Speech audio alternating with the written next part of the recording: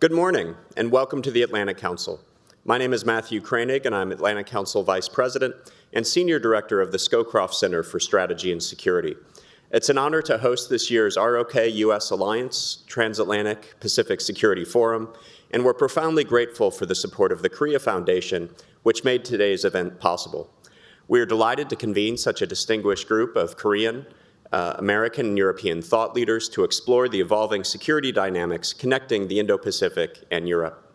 This forum is designed to deepen our understanding of the shared challenges and opportunities that shape transatlantic Pacific security, and to identify innovative strategies and policies to strengthen our alliances and partnerships. This discussion is especially timely. The United States and its allies face a dangerous security environment as we witness growing coordination among what some have termed an axis of aggressors, with China, Russia, North Korea, and Iran working together to challenge the rules-based international system. Many have pointed out the dangers of a possible simultaneous conflict in Europe and Asia, and our Indo-Pacific Security Initiative here has done extensive research pointing out the simultaneous challenges posed by China and North Korea in the Indo-Pacific. To address these challenges, it's important to stitch together U.S. alliances in Europe and Asia. The Atlantic Council was founded in 1961 to strengthen the transatlantic bond, and as we have gone global, we're also delighted to play a role in enhancing transatlantic Pacific cooperation and the ROK-US Alliance. For now more than 70 years, the ROK-US Alliance has proved foundational to regional security and stability.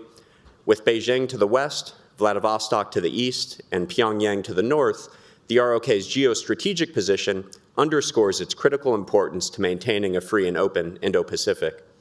Since establishing a diplomatic mission to NATO in 2022, the ROK has stepped up its role in managing the intertwined transatlantic and Indo-Pacific security environments. As an IP4 country, the ROK has enhanced cooperation on emerging and disruptive technologies and participated in joint training and exercises to improve information sharing and interoperability. Against this background, the ROK-US Alliance assumes a pivotal position not just in the regional security architecture, but also in upholding the broader rules-based international system. To discuss these topics today, we've assembled an excellent lineup of former officials and experts. Thanks very much to Ambassador Mark Lippert for joining us to provide the keynote for today's event. Ambassador Lippert has had a distinguished career serving in a number of important positions, including as Assistant Secretary of Defense for the Indo-Pacific and as a beloved U.S. Ambassador to Korea. To moderate our first panel, we'll have Marcus Garlauskas. He's the Director of our Indo-Pacific Security Initiative.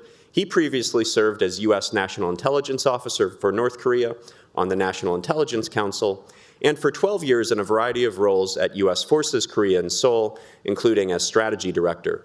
And I hate to embarrass Marcus, but he was also recently named by Washington Life magazine as one of the 500 most influential people in Washington. I look forward to a robust conversation on critical areas of ROK-US cooperation that will mutually inform our work going forward. Thank you again very much to the Korea Foundation for your continued partnership and support. And thanks to all of our panelists and participants for contributing your expertise and insights today. Your engagement will help ensure that our discussions translate into actionable recommendations for policymakers across the transatlantic and Indo-Pacific communities. So thank you all once again for joining us, and without further ado, Marcus, the floor is yours. Thanks, Matt, and thanks so much to the Korea Foundation and for all of you in the audience and virtually for tuning in. So, of course, our keynote speaker today will be Ambassador Mark Lippert, who I'm pretty sure most of you know his background, but for the few of you who may not know, I'll briefly highlight some points. So he's had a really distinguished career in government, and because we have to get through a morning session today, I probably can't go into detail on everything. So apologies if I miss some of the points. But of course, most prominently, he served from 2014 to 2017 as the U.S. Ambassador to the Republic of Korea in Seoul. He previously held positions in the Department of Defense, including as Chief of Staff to the Secretary of Defense and Assistant Secretary of Defense for Asia and Pacific Affairs, the top official in the Pentagon for all Asia policy issues. He also worked in the White House as Chief of Staff to the National Security Council. Now, in other roles, he served in the military as a Navy intelligence officer in the reserves and was mobilized for active duty for deployments to Afghanistan and other regions. And then earlier in his career, he also served in the legislative branch as a staff member in the United States Senate. So we just got to get you over to the Supreme Court and you'll cover all three. His awards and decoration include the Bronze Star Medal for his service in Iraq, the Defense Meritorious Service Medal, the Basic Parachutist Badge. He's also a recipient of the DoD Distinguished Public Service Award and the Department of Navy's Distinguished Public Service Award. So I could go on and on about your qualifications, but I think we're all eager to hear from you, and we know you as a dynamic speaker. And so those of you may also not know one of his other key qualifications is the host of the Capitol Cable, a wonderful video and podcast by another research organization who I will leave nameless. And so usually I'm on the receiving end of Ambassador Lippert's questions, and so now it's my turn to ask a few, and I know this is going to be a great conversation. So I'd like to start with asking if you could give us an overview of how you see the ROK-US alliance at the strategic level, recognizing, of course, you have your great background in defense and military issues, but I know you have a broader view of the alliance as the head of our country team in Seoul, and as someone who's really been a key player, I think, in building understanding the alliance, even since you left government. So, Mr. Ambassador, just if you could give us a place to start on this discussion. All right, no, thanks, Marcus, and let me just say before I answer the question, great to be here, really important conference, really important time. Thanks to the Atlantic Council, thanks to the Korea Foundation for putting this on. I'm always embarrassed by the bio, but I'm always mindful of my late mother who always said, well, it just means you can't keep a job. So I appreciate it. You know, to your question, I think the alliance is in good shape at the moment, but not without its challenges. I think that's the headline. And what I do really like about the alliance is that it is undertaking a range of complex and I would say difficult challenges across a number of different areas, right? And I think that where we see the biggest challenge, and obviously the headlines in Korea are all around it, and it will be around it, I think, for the next couple of weeks, is on the economic and trade piece. But if you think through the 4 or 5 pillars, it is a really interesting dynamic time that has both challenges and opportunities. You've got the security piece in place. And what's different this time in Trump 2.0 is much less, what I would say, heat around the subject. And I think that pillar is working relatively well, if not well, managing a couple of different transitions in a very short period of time and still providing a strong deterrent effect. Now, I think, Marcus, you pointed out there's work to do on the deterrent capability, I would say bucket of issues around the North Korean threat. I think it's not without work, and we can get into that later, and I know panelists will, but I think very good shape there. I think the complicated piece is trade and economics, which we talked about. If we can get this $350 billion investment package issue squared away in the box, and there are headlines out of Korea today saying looks like things are, announcements may be imminent around APEC. I think that puts that into what I would call a manageable process. And there are some opportunities there for increased investment on both sides of the Pacific there. I think what's really exciting to me, and I think the risk has always been that the security issues and to now that the trade and economic issues take focus off of this, is this cooperation in what I would call pillar 3 and 4, sensitive critical technologies. There's just a whole host of things we can do together, EV batteries, semiconductors, biologics, display technologies that are critical to the United States, critical to the world in maintaining the commanding heights on the technologies that will really drive the 21st century forward. Dovetails with the economic and trade policy pillar. And then the final piece that I would say is what I call the new frontiers. And there's a lot of overlap between these pillars, but cyber, space, energy, environment, public health. You know, energy is a really exciting one at this point in time. Henry Haggard wrote a great piece, put it on LinkedIn, about the opportunities for U.S. ROK cooperation in energy. But that's, you know, we can go down that whole menu of I would say sub-pillars and find interesting things to do there. And let me just get off the stage by saying this, and I think what's interesting too is that the foundation of the alliance is what gives me optimism, even in a complicated time, both bilaterally and geopolitically, geoeconomically. The institutions appear generally to be working. The people-to-people relationship remains strong, right? And that there is a view, I think, by many who work in and around the alliance about a short-term, medium-term, and a long-term trajectory of this alliance and an appreciation of that. So let me just stop there, Marcus. No, that's a great place to start. And so given today's topic, where we're focusing on situating the alliance and its role vis-a-vis the region, and vis-a-vis Europe and potential cooperation expansion with NATO, and of course, Matt mentioned the IP4 earlier. Any thoughts on how this bilateral alliance construct fits into a larger multilateral approach where there's common interests between the ROK-US alliance and many other allies and partners? Well, absolutely. It's an interesting question because it's something that I would say the bilateral alliance has grappled with in increasing amounts, I would say going back about 2 decades.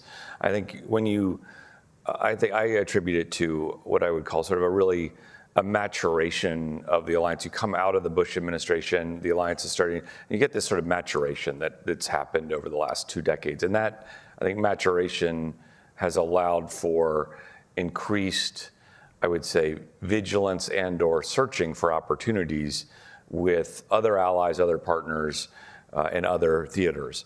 And I think that, first of all, the points that were made in the opening comments about the AP4 is a perfect example. 2022, you have a mission to NATO, but you have the security bucket, right? And that generally involves NATO cooperation, and I think the Korean approach to the AP or IP4, whatever you want to call it, the mission there, the industrial-based cooperation that is increasingly salient in and around NATO. And you had the Deputy Secretary General, I think just yesterday or the day before, talk about Korean industrial-based cooperation as being really important to NATO. I think there are real opportunities there. I think the other 2 pieces, and I think E.J. Myung, President Lee, rather, I'm sorry, I don't want to be informal, mentioned this in his trip to Washington, is that you've got this interesting situation where the U.S. is negotiating this agreement, and Peter Harrell calls it almost a contractual economic relationship. But President Lee noted that Europe and much of the world is still following still maintains a strict orientation to the WTO and other more, I guess you would say, traditional rules of the road. So strengthening that, working that system becomes really paramount, I think, in this environment. I think that's the second point.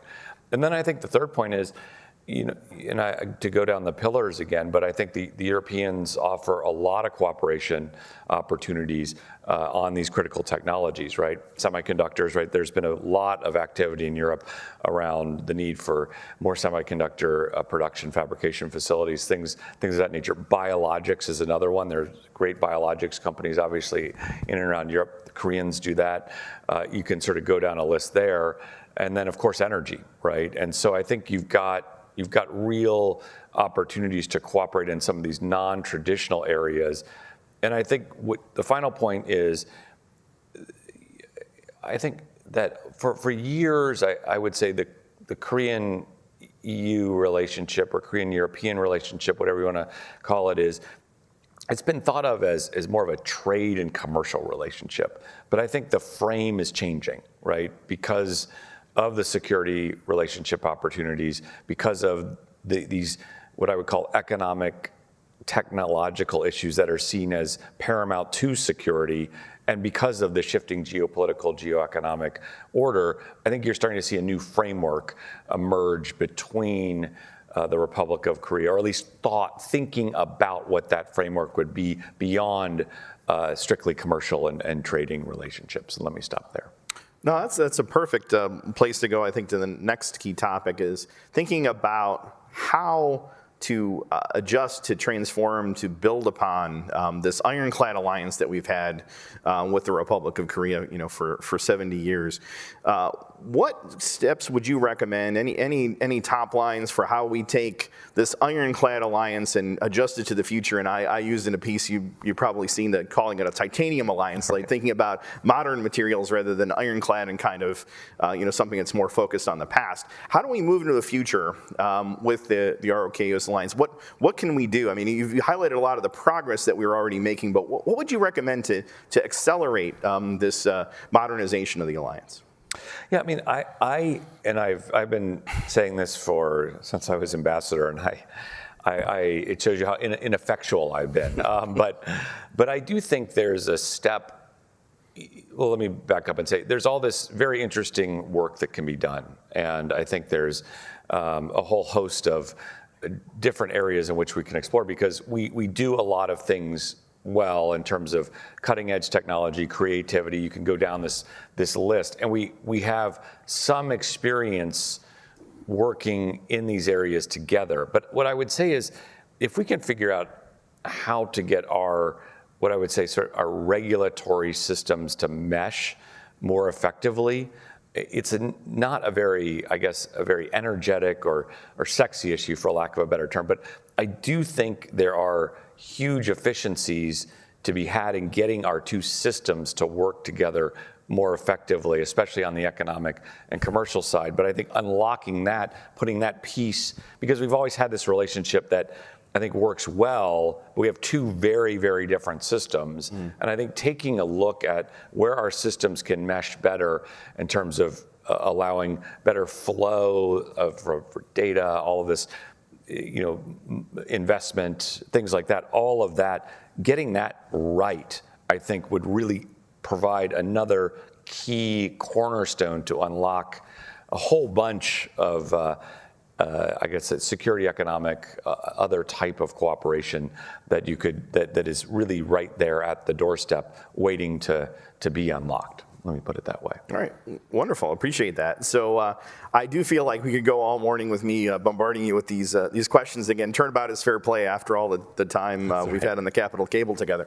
So, but I would like to go to the audience. And so first we'll go to the room if anyone would like to ask a question of the ambassador. And then I'll also ask the online audience, if you go to www.askac.org, you can also put in a question if you haven't done so already. And so I'll have these on speaking of technology, on this high-tech iPad right here. And so please, we have a question here in the room. If you could just introduce yourself briefly and then ask your question. My name's Mark White, and retired from federal service, DHS, FAA, Navy. Sir, if you had to brief the CNO and or SecNav on what would you tell them with respect to Korea? Because they are an economic dynamo, and they have one of the best shipbuilding capabilities in the world. Do they have dry docks large enough to hold our carriers? There's many questions there, sir. Gotcha. Well, first of all, thanks for the question, and I'm glad it's in the area of my former service, and I'll probably stumble and show my ignorance here. I guess what I would say is, go Navy. That's right, undefeated right this year. I think in terms of opportunities, that's where I'd start, right? And I think you've got the shipbuilding defense industrial base opportunity is a real. It's live, it's real, there's both sides of the alliance are pushing aggressively, and that's transformational, right? And that comes back to my previous comment about it's a real test of can our systems work together, right? You've got, questions of foreign investment, you've got questions of, security clearances, you've got questions of cooperation in terms of some of sensitive technologies in a sensitive military space, and that's a perfect example of getting our systems right. So it's I think a test per se for shipbuilding, which is such an important capability, but there's also a broader application, and I think lessons learned from that. So I think really important opportunity there. I think, and Marcus and I talked a little bit about this, is just is the other piece, and let me maybe take it back to North Korea, challenge. The challenge is the North Korean threats, right, in terms of asymmetric and gray zone threats, right? And I think the naval component of that is significant, right, in terms of where the North Koreans are going with some of their, I guess, shipbuilding programs of their own, or what they're trying to do to push out there, and moreover, their own capabilities to put the U.S. ROK alliance in potentially difficult situations by using and deploying gray zone type assets to really push and make the alliance uncomfortable. Let me just stop there. Right. Marcus, do you want to add anything to that? So are you alluding to the waters west of the Korean Peninsula, where the disputed maritime boundary, the Northwest Islands? Is that the place you're talking about when you're concerned about gray zone maritime action? Both and, right? Yeah. I mean, I think yes, because that, as you know, Marcus, well, from experience dating back 15 to 20 years ago, dating ourselves, that's where there's a lot of opportunity for, I guess, friction and problems, right? And it's a complicated situation out there. There's a lot of maritime traffic. There's opportunities for mischief. I mean, there are issues there that I think you have to watch carefully, and to think about your capabilities as an alliance to deter, de-escalate, and give your policymakers in Seoul and Washington optionality to effectively deal with these types of activities. Let me stop there. Yeah, so both threats and opportunities in the maritime space in the ROK-US alliance. Great question. Thank you very much. All right, so I see a very eager hand coming Navy up in the room. Over so there. yeah, that's outstanding. Yeah, there we go. So let's keep with the maritime theme. If you could keep your question brief, and then I do have one more from the virtual audience, but since you're in the room here, please go ahead. And of course, we know you, but please introduce yourself to the group. Thank you for this beautiful meeting and seminar. I'm Joshua Namde Park, excuse me, South Korean Navy Captain retired and working for George Mason University. Thank you for ambassador. And let's make it practical question for today. Then first of all, I thank you for your support of South Korea and also support for South Korea Navy. I got the news that you stay all day, join the South Korean Navy, hosted seminar for a whole day. Thank you for support. Let's jump into the practical question of shipbuilding. Then shipbuilding is very, growing popularity between South Korea and US. Then there are two barriers. One barrier is, uncertainty of policy. The second barrier is, I believe, the legal barriers from Congress. Then now South Korea, defense company like Samsung, Hyunwha, and Hyundai, they are all prepared to invest or collaborate with, U.S. Then what's your recommendation to overcome those barriers to go further, proceed with respect to shipbuilding cooperation? Thank you, sir. Let me just give a process answer, because I don't want to get into the details and I guess I'd say elements of what it takes to run a successful shipbuilding program. It's not my area of expertise, and I wouldn't pretend to understand how to make that come off right in terms of concrete recommendations. What I would say, though, I think that it's important to get a process going, right, within the alliance, right? And we have a long history of working on complicated issues together, right? And, whether it be a working group or a institutionalized type of basically joint and or combined organization that works through these problems together, or do you put it into an SCM, MCM process, right? I think the key to me is getting it into a process by which it can be managed, the complicated issues in terms of, I would say, technical issues, but also political issues can be surfaced and resolved going up the chain of command. And let me just stop there. So taking a process, basically implement this vision of ROK-US alliance cooperation on shipbuilding. Yeah, and I think that's, to me, there's just a long track record of successfully resolving issues in this alliance through that process. Does not work, speaking from experience, in every relationship or alliance, but we have a history of uniquely being able to come together work these issues, solve these problems, especially in and around security in the defense industrial base. All right, well, I'm getting the signal that we need to wrap, and I know there's a lot of interest online and from me personally with Kevin Kim, our friend, going out to Seoul. Given your experience as ambassador, what do you recommend for him as he goes out there to lead our discussions with South Korea in the interim before the naming of a new ambassador? Well, first, let me just say Kevin is going to do, I think, a terrific job. He's just a great. You hear that, Kevin?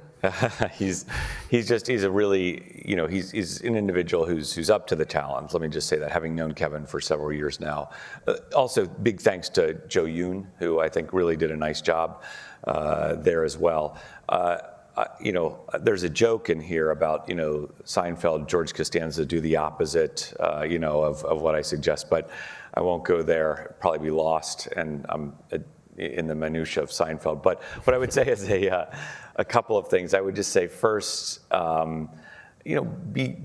solve problems and look for opportunities. I think that's really what the alliance needs, and I think that's what both Washington and Seoul value. I think that's the first point. I'd say second, be creative and look for chances to take, I would say, responsible risks. I think there's opportunities here, as we've just talked about, Marcus, to do some really interesting things, but it does come with a little bit of risk.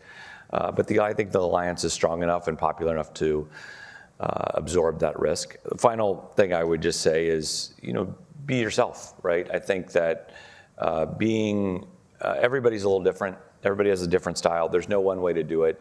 And I think the thing that the Korean people appreciate is being genuine, right? I think they can figure out as I've said many, many times, if you're faking it or putting on an act, just be yourself. That's what people want. And then I would just say, or people value, I think, that trait. And then I think the last thing I'd just say is that, don't forget about the people-to-people piece. I think the charge d'affaires, the ambassador there, is uniquely situated to really work on the people-to-people piece. And I'm a great example of this. Ambassadors come and go, governments come and go, but the enduring piece of the alliance is the people-to-people relationship that maintains popular support, that allows policymakers to build these institutions, to help bring our systems closer together, to take risks. And when that foundation is strong, the alliance is strong and can do great things. A final point, just to get off the stage. He's already got a great thing going for him. He's a big KBO fan. He's a Samsung Lions fan. That's my son's favorite team. So, I think Kevin's already 3/4 of the way there in being a KBO fan, and I think he'll do a terrific job out there. All right, we watched the Doosan Bears when I was out there. So anyway, that's my team, and so hope springs eternal for the Bears. But my son's team is the Lions. So Kevin's at least aligned well with Sage and Lippert. Let me stop there. All right, well, I think that was a worthy way to cut in, unfortunately, a little bit into our next panel, so we have to conclude there. Can I just say one last thing? Go ahead. I hate to end on this note, but just a disclaimer. I'm speaking only for myself, private citizen. I sit on several boards, represent other organizations. This is a private citizen, Mark Lippert. Of course, yeah, and we are under the intellectual independence policy of the Atlantic Council. There you go. Right, absolutely. All right, thank you. Thank you. All right, thank you. Thanks again. All right, and if we could adjust here to bring this in.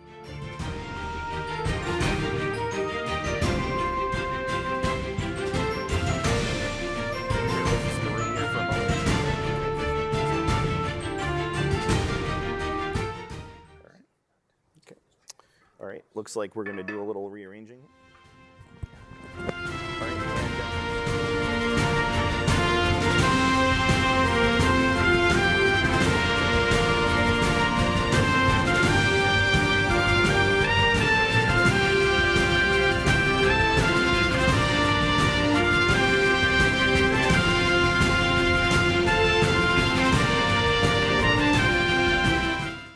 So I'm very excited about this next panel. I think that was a great way to start the conversation with Ambassador Lippert, and thanks again, Mark, for doing this. While we're transitioning here and settling in, I'm going to briefly introduce the Indo-Pacific Security Initiative. So I think many of you are already familiar with IPSI, as we call it, and its work. But I want to note that within the Scowcroft Center for Strategy and Security, which of course Dr. Koenig, who introduced us, leads, IPSI is the initiative that informs and shapes the strategies, plans, and policies of the U.S. and its allies and partners to address the most important rising security challenges in the Indo-Pacific, including China's growing threat to the international order and, of course, North Korea's destabilized nuclear weapons advancements and its gray zone aggression, as Ambassador Lippert mentioned. Now, IPSI focuses on producing innovative analysis, tabletop exercises, hosting public and private convenings, public convenings, of course, like this one, and engages with U.S. and allied partner governments, militaries, media, and other key private and public sector stakeholders, and then, of course, the public at large. So in this spirit of IPSI's mission, I'm excited to introduce our distinguished panel here today for the first session, the first panel here on the ROK-US Alliance in the Indo-Pacific context, building a multi-domain strategy for regional security. So first, joining us from Korea, we have Dr. Sang-Hyun Lee, senior researcher at the Sejong Institute, also former director of policy planning for the Ministry of Foreign Affairs. We have Dr. Sung-Min Cho right next to me, associate professor in the Department of Political Science at Sungkyunkwan University, and of course, a non-resident senior fellow with the Indo-Pacific Security Initiative. Then we have Ms. Suwon Chae, a research fellow at the Korea Institute for Defense Analyses. And then lastly, we have, and last but not least, we have General Mike Minahan, U.S. Air Force retired, previously the commander of Air Mobility Command, deputy commander for U.S. Indo-Pacific Command. And of course, we first met when he was chief of staff for U.S. Forces Korea and also for the UN Command. And as I recall, you had some interesting interactions in that role. So maybe we'll hear a little bit more about that. So thank you all for joining us, and I appreciate especially the travel that both of you had to make here to be in person, and of course virtually the late hour that we have out there in Korea. So just a few quick ideas to frame before I turn to Dr. Lee for his perspective.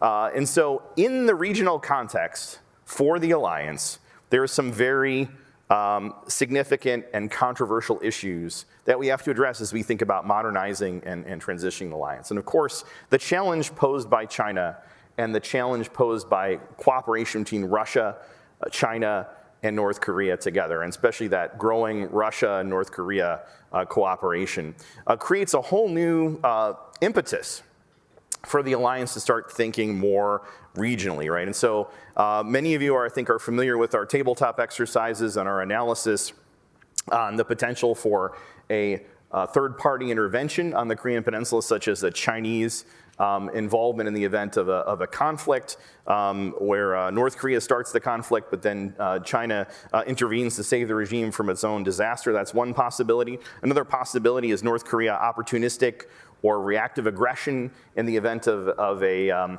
PRC initiating a conflict with the United States. And then, of course, looking again at the potential of how Russia could play into these scenarios. So we have some challenges to deal with, but also there's this greater, I think, openness and understanding that as the alliance moves forward, it's going to have to increasingly look at how does the alliance construct fit into the larger regional, and then, as we'll hear on the second panel, even global concerns, particularly as it relates to European security. And so, of course, General Minahan, you had experience dealing with the UN sending states, many of whom are in the region, many of whom are also in Europe. And so I think the opportunity is there to really think about the alliance and how it fits into a larger regional role, again, in part because of the impetus of the fact that we have this growing regional threat where the common interests of the alliance are affected. So I don't want to preempt the panelists anymore, and of course I'll have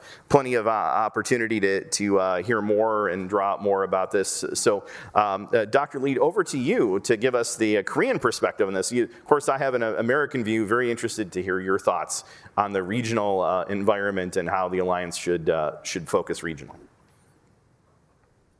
Okay, great. Thank you, Marcus, for inviting me to this wonderful program. I think there are really two big issues between Korea and the U.S. right now. One is the tariffs and trade negotiation. Ambassador Mark Lift already talked about a $350 billion investment plan. Most Korean people expect that in upcoming Gyeongju APEC summit later this month, both countries should agree on basic process of that economy issue. The other one is as you mentioned, the modernizing the U.S.-Korea alliance. The basic rationale behind the alliance modernization is quite straightforward. Nature of the threat in the Pacific is changing, and the alliance should evolve along this change as well. And when we talk about modernizing the alliance, I think there are several issues. One is the changing the size of the USK. Back in May this year, the Wall Street Journal, citing U.S. Defense Department officials, reported that about 4,500 U.S. troops may be relocated to the other region. And also, another important aspect of this alliance modernization is the basic fundamental mission of the USK may change toward the check and balance in China rather than deterring those Korean threats. So if that's the things to be discussed in the future, perhaps there will be a lot of challenges both Washington and Seoul should face. And the reason for concern is quite obvious. If the chief mission of the USFK is changed to deter China rather than North Korea, what will that mean for Korea-China relations, for example? That's the kind of thing that we are concerned. And also, there are quite obvious reasons for modernizing the alliance. As you mentioned, Marcus, you mentioned that deepening strategic collaboration between North Korea, China, and Russia. Perhaps you have seen what's happening in September 3 at China's Victory Day parade in Beijing. I think it was not only a declaration of the new Cold War, but also a declaration of the anti-American and anti-Western unity among North Korea, China, and Russia to the world. So, and also from South Korea's perspective, we are surprised to see how much Kim Jong-un's global status has been upgraded by attending that meeting. While Xi Jinping hosted the event, it was Kim Jong-un who was at the center of the diplomacy at the watchtower of the Tiananmen Square. And Kim Jong-un received most of the global media spotlight. So by standing alongside Xi, Putin, and Kim Jong-un, Kim Jong-un received a tacit approval for his nuclear program, while simultaneously flaunting his unwavering status to the world. So that's what's happening right now. Not just that. Recently, North Korea also had a big military parade in Pyongyang, October 10. This is so-called the 10-10 Festival, or Double 10 Festival, the 80th anniversary of the founding of the Workers' Party of North Korea. And both China and Russia dispatched their number 2 people to this military parade. Again, showcasing the deepening strategic collaboration between North Korea, Russia, and China. So because of that, we can easily expect that in the future, in the Pacific, the threat coming from those 3 nations, 3 axes of a resistance, something like that, coming from will pose a very serious challenge to the stability and peace in the region. And that's what's happening right now. And particularly from perspective of the Lee Jae-myung administration in Korea, the challenge is very complex and manifolded. So we all understand that Trump administration is trying to change the focus of the USFK toward the check and balance against China. And also, and because of that, U.S. wants South Korea to contribute more to push against China, to contain China, in other words. And that will obviously have some backfire on the Korea-China relations as well. Like I thought the deployment a few years ago, China has revenged Korea because of that.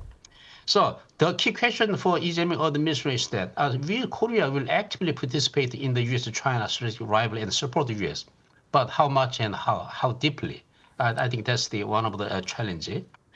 Also, the challenge is quite complex and delicate. Supporting U.S., United States, China deterrence while not antagonizing China too much. And also, the Lee Jae-myung administration tried to reopen its contact with North Korea. But at the other hand, North Korea, China, Russia strategic collaboration were worsening and deepening. So I think that's in the near future, there will be some test for Lee Jae-myung's pragmatic diplomacy. And I would say that Korea and U.S. will closely watch this unfolding event and discuss the issue very carefully. So let me stop here.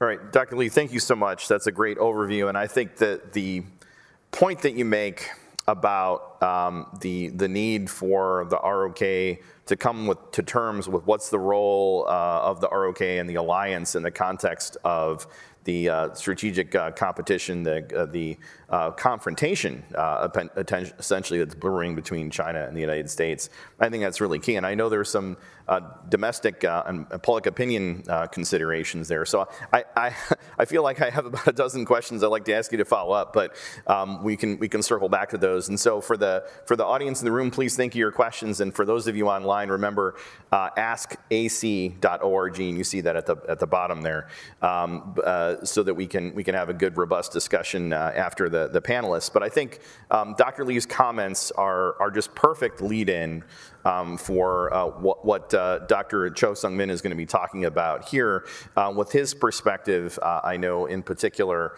on the public opinion and the domestic political considerations of how the ROK-US alliance fits into a larger regional role, not just vis-a-vis China, but so many other factors. And so Sung-min, I'm really looking forward to hearing your comments. Thank you. So Marcus, you gave me very strict instruction that I should keep my statement under 5 minutes and including 3 policy recommendations. So to stick to your guideline, I think I would rather prepare a written statement and read it. I mean, script. So I rehearse and it goes under 5 minutes. So I will present on South Korean perception of geopolitical trends in Northeast Asia over recent years. To do this, I will introduce a set of public surveys conducted by 3 organizations: the East Asia Institute, a think tank in South Korea, a Yomiuri Shimbun, a major Japanese newspaper, and the Korea Institute of National Unification, or KINU. These surveys, in my view, reveal some very interesting insights into how South Koreans see the world. So let me start with South Koreans' view of the US-South Korea alliance and nuclear armament. So according to the EAI survey published in June 2025, just in case if anyone wants to write down, so the survey published by East Asia Institute in June this year, support for South Korea's nuclear armament reached 75%. This is the highest ever recorded. There are 2 possible interpretations for this. One is concern about North Korea's nuclear threat, and the other is a lack of confidence in US nuclear extended deterrence.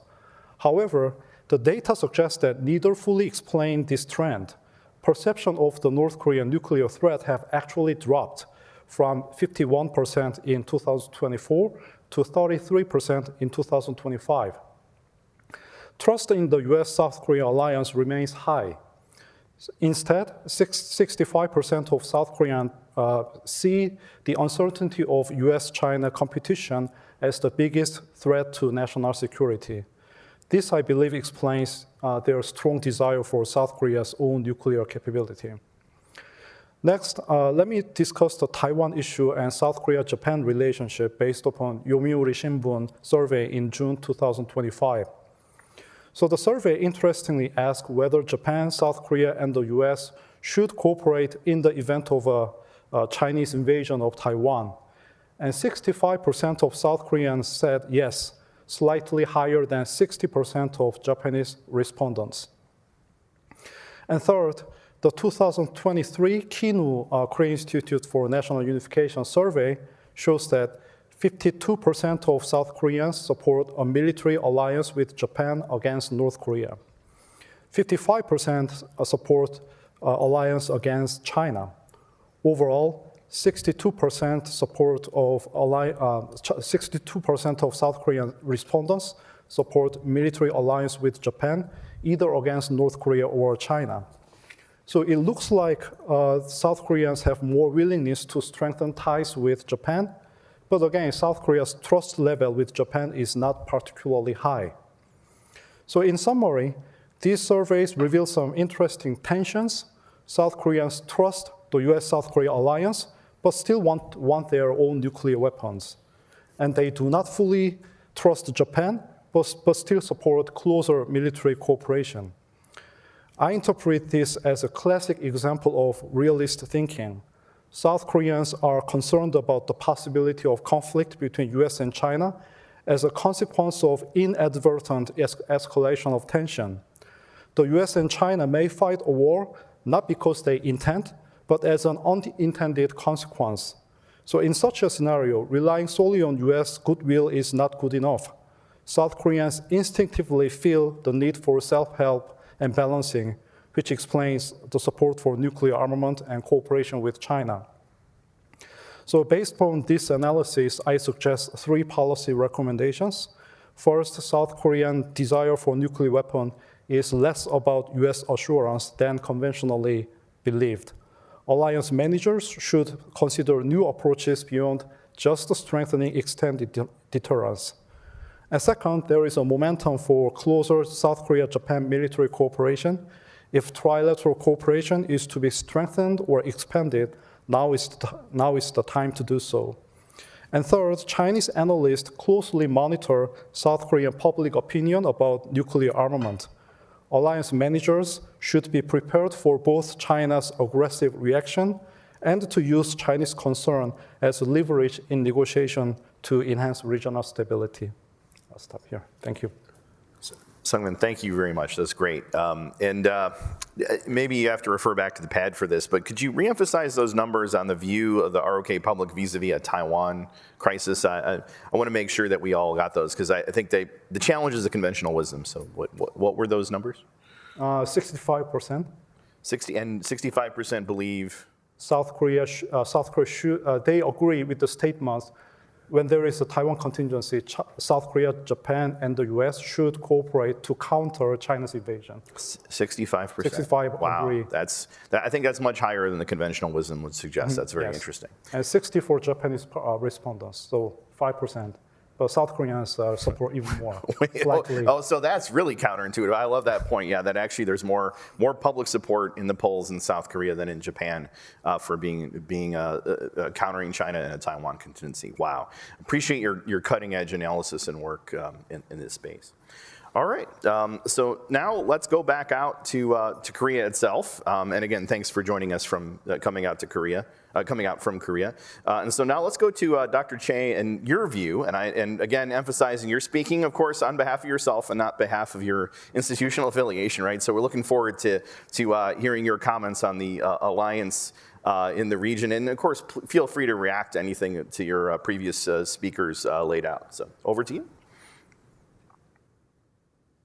Oh, you're muted. Happens to the best of us. All right, how about now?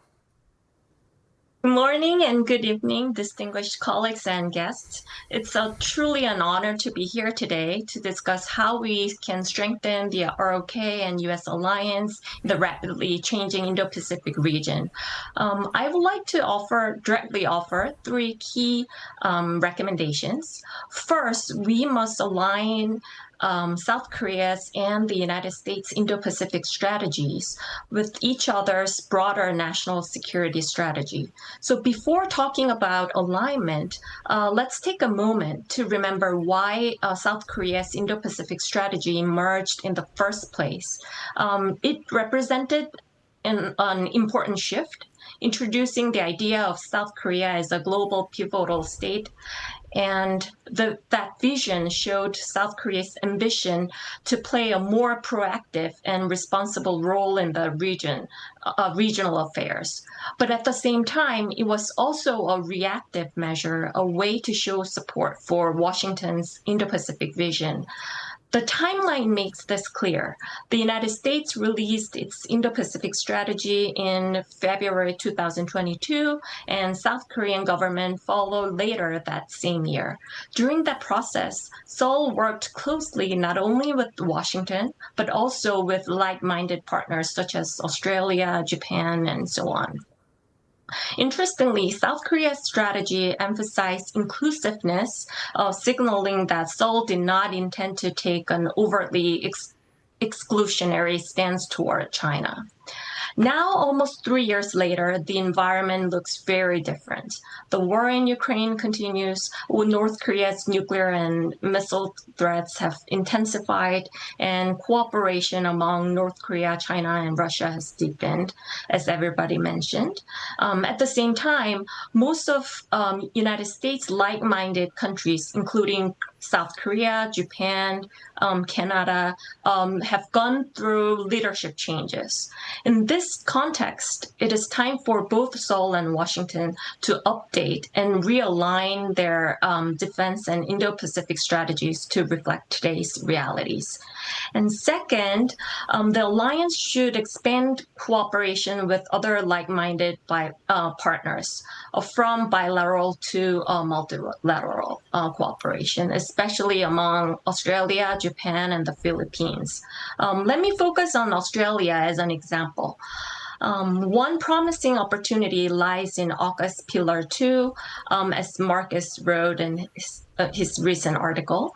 And as other experts have pointed out, Pillar 2 goes far beyond submarine cooperation. It is about a broader framework for defense industrial cooperation, and it provides a chance to new partners to join, and South Korea can be one of the partners as well. And South Korea could make meaningful contributions in long-range strike capabilities, quantum computing, unmanned underwater vehicles, electronic warfare, and artificial intelligence. And beyond industrial cooperation, the alliance should deepen multinational military exercises. South Korea already conducts Ultra Freedom Shield with the United States for such a long time, and recently participates in trilateral exercise with United States and Japan called Freedom Edge. But we can go even further by joining large-scale exercise like Talisman Sabre, hosted by Australia as well. So last year, over 35 personnel from many nations joined that particular exercise. So by participating more actively, US and ROK Alliance and South Korea particularly can strengthen interoperability with the United States and other like-minded partners and turn these countries into practical partners for regional stability. And tabletop exercise is another valuable tool. I know that Atlantic Council's Tiger Project, which includes the ROK, US, Japan, and Australia, has shown how simulations help countries identify new variables and coordinate responses more effectively. Third, lastly, we should engage in a more proactive discussion on how to utilize United Nations Command, or UNC. This year marks the 75th anniversary of the UNC. It performs 3 essential roles: to deter North Korean threats, to support the ROK-US alliance as a collective defense mechanism, and to enable South Korea's active participation in regional security cooperation. So this third role in particular is becoming increasingly important. The UNC now includes 18 member states and serves as a key platform for multilateral coordination in the region.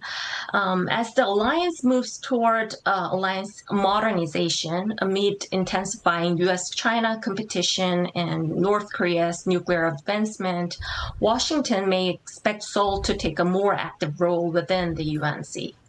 Historically, the commander of UNC has always been American, but the deputy commander rotates among the United Kingdom, Australia, and Canada.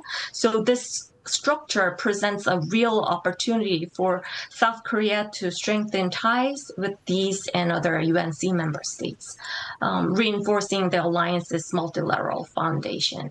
So in conclusion, as the regional order grows more complex and contested, the ROK-US alliance must evolve from a traditional bilateral relationship into a forward-leaning, multi-dimensional partnership. So let me stop here. Wonderful, Dr. Che, thank you very much. Appreciate you focusing on those recommendations, and also thanks for the shout out to our tabletop exercises. So I did not ask her to say that, folks, but I'm glad that you did, because I do think tabletop exercises are important. I also wanted to note, since you had mentioned Australia and you'd mentioned the deputy commander of UNC, that General Winter is actually moving from being the USARPAC deputy commander to being the deputy commander of United Nations Command. An Australian general, he'll be pinning on a third star to play that role. And so I'm personally very excited to see General Winter move into that role and have Australia have such a prominent leadership role in regional and peninsular security. And of course, we'll hear more about United Nations Command, I'm sure, in the next panel, because so many European countries are actually member states and key contributors to UN Command as well. So again, thank you very much. And I could, just like the others, I could bombard you with a whole bunch more questions, and we'll get to some there. But remember, folks in the audience, think of what your questions will be, and then askac.org for those of you in the virtual audience. And I see them stacking up, but I think we will be able to get to more questions from the virtual audience this time since we have a little bit more time. So please don't hesitate. Put in your question at www.askac.org. So thank you so very much. And then now we'll go to General Minahan. And General, I feel like we've got, the bases are loaded. But the good news is I don't think there's been any strikes. So let's hit a home run here. I'm looking forward to hearing your thoughts. Given that we've had several Korean speakers in a row, as an American with experience both on the peninsula and in your role at Indo-Pacom, and then even having that global view at Air Mobility Command, I'd like to really hear your thoughts and your recommendations on what we just heard. Certainly. Good morning. My name's Mike Minahan. I'm very grateful to the Atlantic Council. Thank you for not just having me on the team, but certainly for this opportunity to be on this panel. 35 years, almost 35 years in the Air Force. I feel like a lieutenant on the inside still. It was a blink of an eye how quickly that went by. And most importantly is 10 years of my time was in the Indo-Pacific. So I was fortunate to spend 2 tours in Korea. If you ask my kids, who each moved 9 or 10 times, what our favorite assignment was, they would absolutely want to go back to Yongsan, good old days, yeah. And South Korea. It was very powerful, impactful assignments for me. But I also did 2 assignments at Indo-Pacom, and I did an assignment at PACAF. So all that to say, I have been working the North Korea, China, Russia in the Pacific professionally as a general officer for quite a long time. I'm also the beneficiary of everybody's wisdom that has come before me. So I am aligned wonderfully with Ambassador Lippert and then the previous speakers, because I think their wisdom is truly meaningful. And you'll see, without us talking together in advance, we're pretty well aligned. For my opening comments, I picked apart the title of this symposium, which is Building a Multinational Domain Strategy for Regional Security. My first, and I'm trying to be a little provocative here, I don't know how it's going to meter with the comments before me, because I felt that they were spot on, but I don't think there's such thing as regional when it comes to South Korea and the alliance. I mean, this is a global impact situation. You cannot talk about the population that surrounds it, the innovation, the size of the economies, the size of the armies, the nuclear armed countries, the alliances and treaties that exist, especially for the United States, 5 treaties, our oldest treaties, and then a Taiwan's Relation Act, the amount of commerce that happens, and then if you look at the Russia, North Korea, China coming together to export bad behavior around the globe, I just don't think this is a regional issue ever, and you can't divorce the global impact from the region, and so I would contend that. I believe we are at a chance of a century right now to what in a very crude terms, what I call get left of bang. Okay, 4 administrations in a row have said that the Pacific is a priority, yet the resourcing has not effectively followed those statements. So all the way back to Obama and forward, enormous, wonderful documents, national defense strategies, security strategies, and the such have identified the priority of China, but we haven't done is race that priority with the resourcing. And I think the chance of a century now is that the alignment with this administration and running all the way through all of departments is that we've got a real chance to get left of bang. We are awesome right of bang. We are awesome on September 12th. We are awesome on December 8th. We are awesome in late June of 50. But can we generate the readiness that ensures deterrence, and if deterrence fails, decisive victory no matter what the challenge is? That's really the challenge here. The other thing I'll pick apart, and I'm gonna piggyback on Ambassador Lippert here, is the multi-domain strategy, and his framework discussion I thought laid it out good. And so here's the frameworks that I would contend need addressing moving forward, and you'll hear some redundancy from some of the previous speakers. But I don't think we change USFK's focus. I think we add to it. USFK should be multipolared. It shouldn't just be focused on one challenge. The reality is the challenge in the Pacific for USFK is not decided by USFK. It's decided by Russia and China on their terms. So we might as well be ready for it. So I would contend that a multipolar, raucous USFK is not a shifting of priorities, it's an adding. Trust me, I've served on the staff as its chief of staff, and I've also served on the staff of Indo-Pacom. The USFK staff is talented and has the depth to do this, and so multipolar is where the focus needs to be.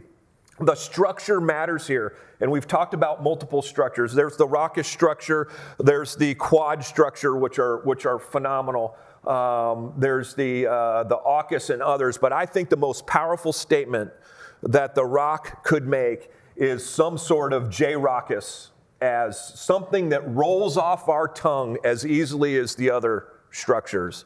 That when we talk about the challenges that exist in that region, that we talk about them with a strong Japan, ROK-US approach to the issues. And trust me, I understand the challenges there. I understand them completely, but I also believe we have to move quickly past those, or we're gonna pay for it with lack of the required deterrence, and if deterrence fails, with lack of the required decisive victory. So those three, above all, I think are incredibly important.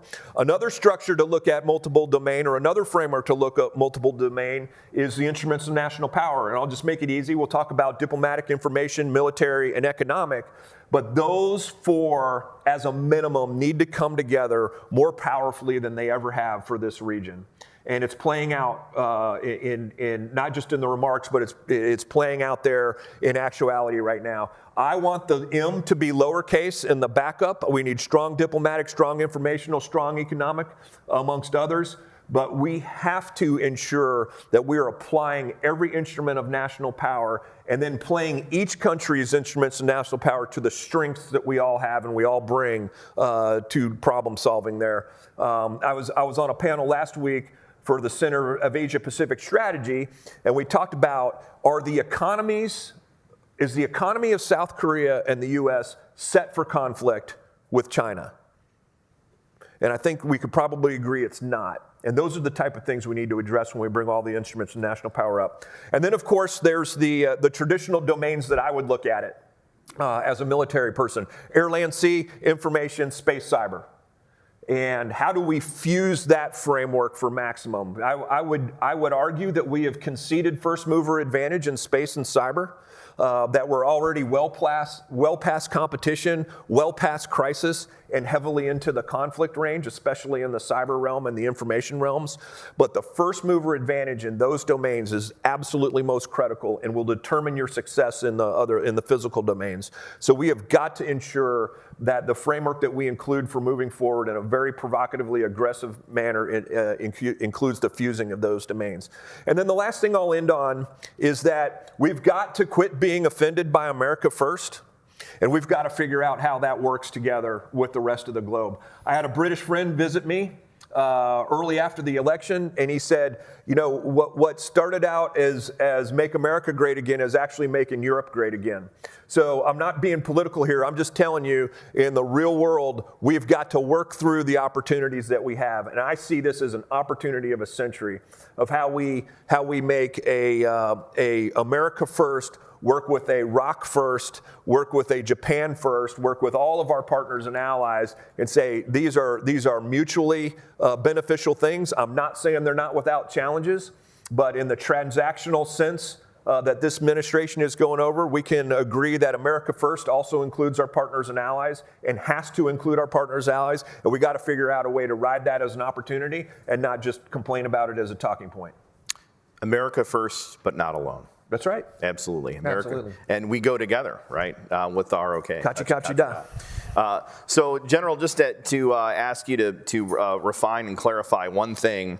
So you hit earlier on in your remarks on the role of China and addressing China, actually, in deterrence on the Korean Peninsula. And I think you were making the argument that dealing with China as an element of deterring North Korea is actually integrated, right? And yes. I mean, is that what you were trying to say? Absolutely. I mean, normally we talk about China on the pen, at least while I was there, as a third-party intervention.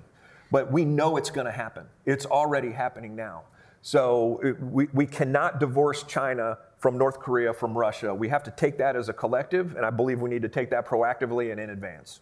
All right, General, thank you very much. Of course, I tremendously agree. And in our previous work on why deterrence is crumbling in Korea, Lauren and I wrote that the behavior of China toward North Korea actually incentivizes North Korea potentially to take the risk of escalation, right? So China is always a factor. I completely agree. Glad that you're thinking along the same lines, maybe coming at it from a different angle, but that's outstanding.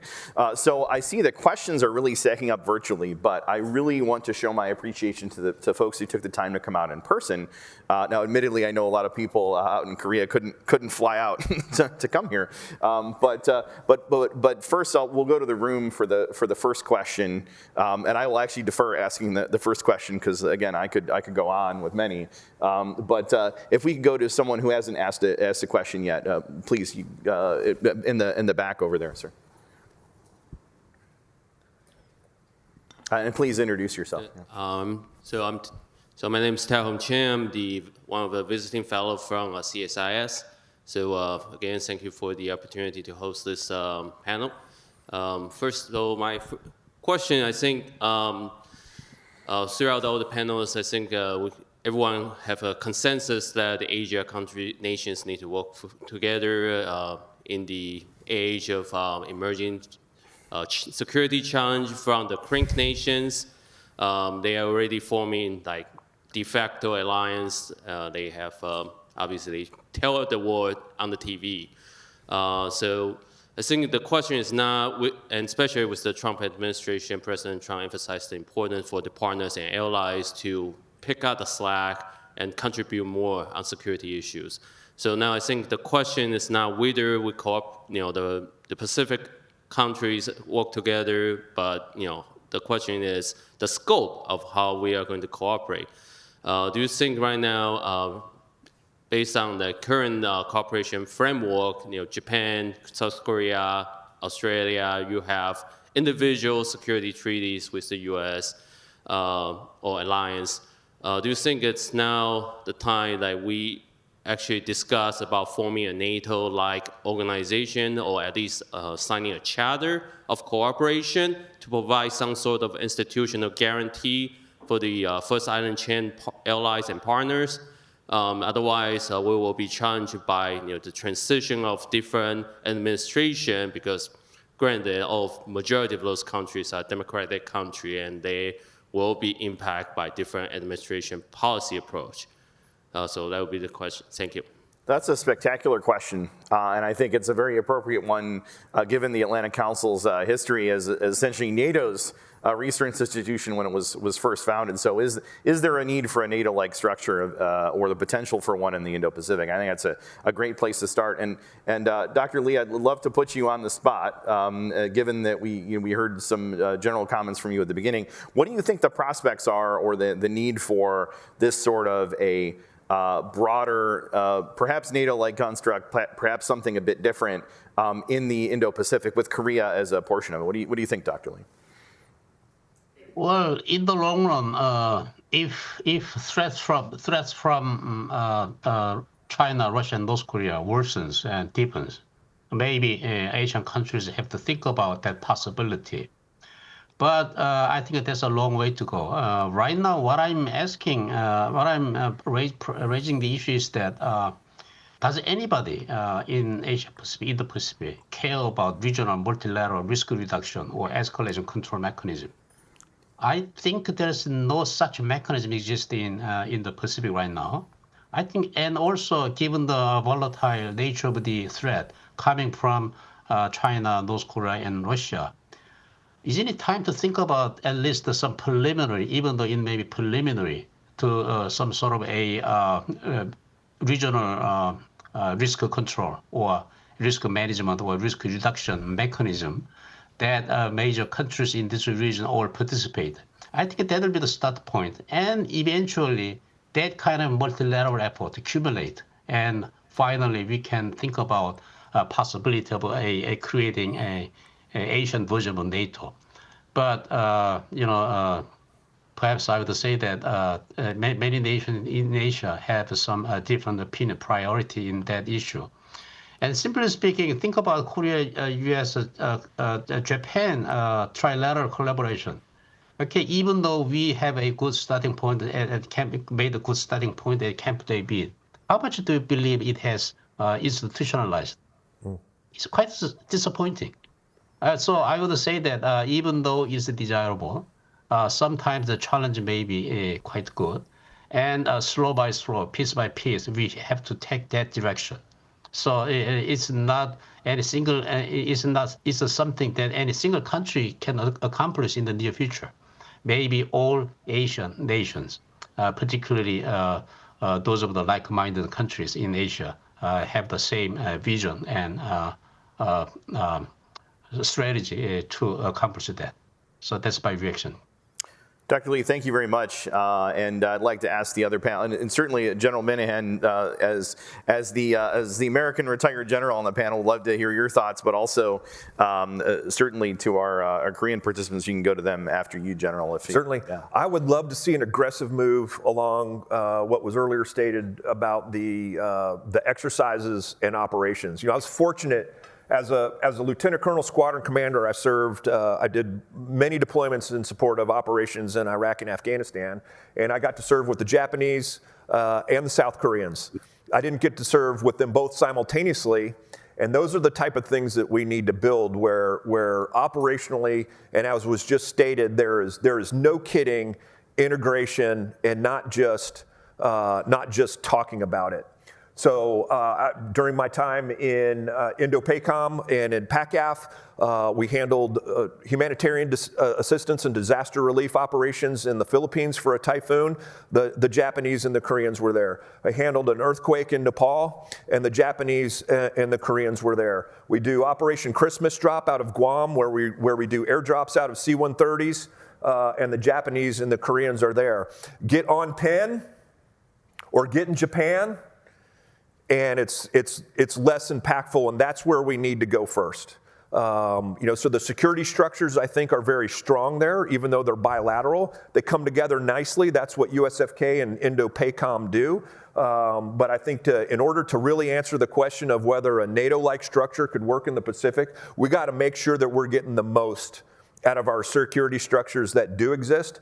And Japan and the ROK, as I stated earlier, are at the very front of the list for extreme integration. They won't have a choice. They rely on each other, and we need to make sure that we're making the most of operations and exercises now to make sure that it's a united effort, not just two bilaterals happening simultaneously. Oh, that's spectacular. I think those two comments are very complimentary, that recognizing the challenges, starting without having to build the institution and start on the actions, and then the institutions will build, I think. So when I was there, I planned, we would escort U.S. forces via air into the Korean theater, and all I wanted was Japanese fighter aircraft to come into Korean airspace for 50 miles and then turn around. Could we get that done? We couldn't get it done. And then vice versa. On the way out, have Korean fighters escort U.S. assets out into the Japanese airspace. Couldn't get it done. I mean, that sounds in the art of the doable to me. Trust me, I understand how heavy and hard it is. I get that. But those are also the things that we need to solve. Well, I think the good news is it sounds like we're making a lot of progress in the air domain, just what I've been seeing in the press releases. And that just needed me out of the way. That's probably what it was. No, it just takes a lot of time. It's been a bit since we've been out of our respective roles, you in uniform and me in government. So I'm gonna. I saw you maneuvering a little bit there. So it sounds like you want, or it seems like you want to weigh in. So just real quick before you go on to the next question. So. Yes, so trilateral military cooperation among Japan, South Korea, US has been already in place. And if we talk about Asia and NATO, how it's going to be different? Maybe by adding Australia, Philippines. And then when there was a Camp David agreement, Chinese were already criticizing that trilateral cooperation as a start of the Asian version of NATO. So the Camp David is regarded as a legacy of Yoon Suk-yeol government. From Chinese perspective. So they were expecting when Lee Jae-myung took power, came to office, he's going to reverse that given his previous remark. But what he did was actually visit Japan, breaking all the precedents, visit Japan even before the US. And then he's a foreign minister, and then he himself emphasized a lot the trilateral cooperation among US, Japan, and South Korea. So he did his homework to not to forget that. And then the challenge is that before talking about Asian version of NATO, consolidate this trilateral cooperation should be the priority, and then Lee Jae-myung already take one step toward that direction. The challenge is that now we have a new prime minister in Japan, and Chinese. When I read Chinese discourse, they were expecting sooner or later Japan and South Korea their cooperation will collapse over history issue, as the previous pattern shows. So there may be some black swan, but maybe we may be surprised again the continuation of the cooperation between Japan and South Korea. So before talking about Asian version of NATO, I think the priority is to consolidate trilateral cooperation. Yep. No, I think that's very helpful way to focus the conversation on something actionable. And so we actually have a question from Seon, our visiting a member of the team supported by the Korea Foundation. And so I'd love to have you expand just a little bit on how we can translate into credible and irreversible security cooperation and planning, recognizing the focus, of course, of the ROK and the alliance is going to be on deterring aggression from North Korea. So any actionable steps that you can recommend to build on what you just talked about? So is that question?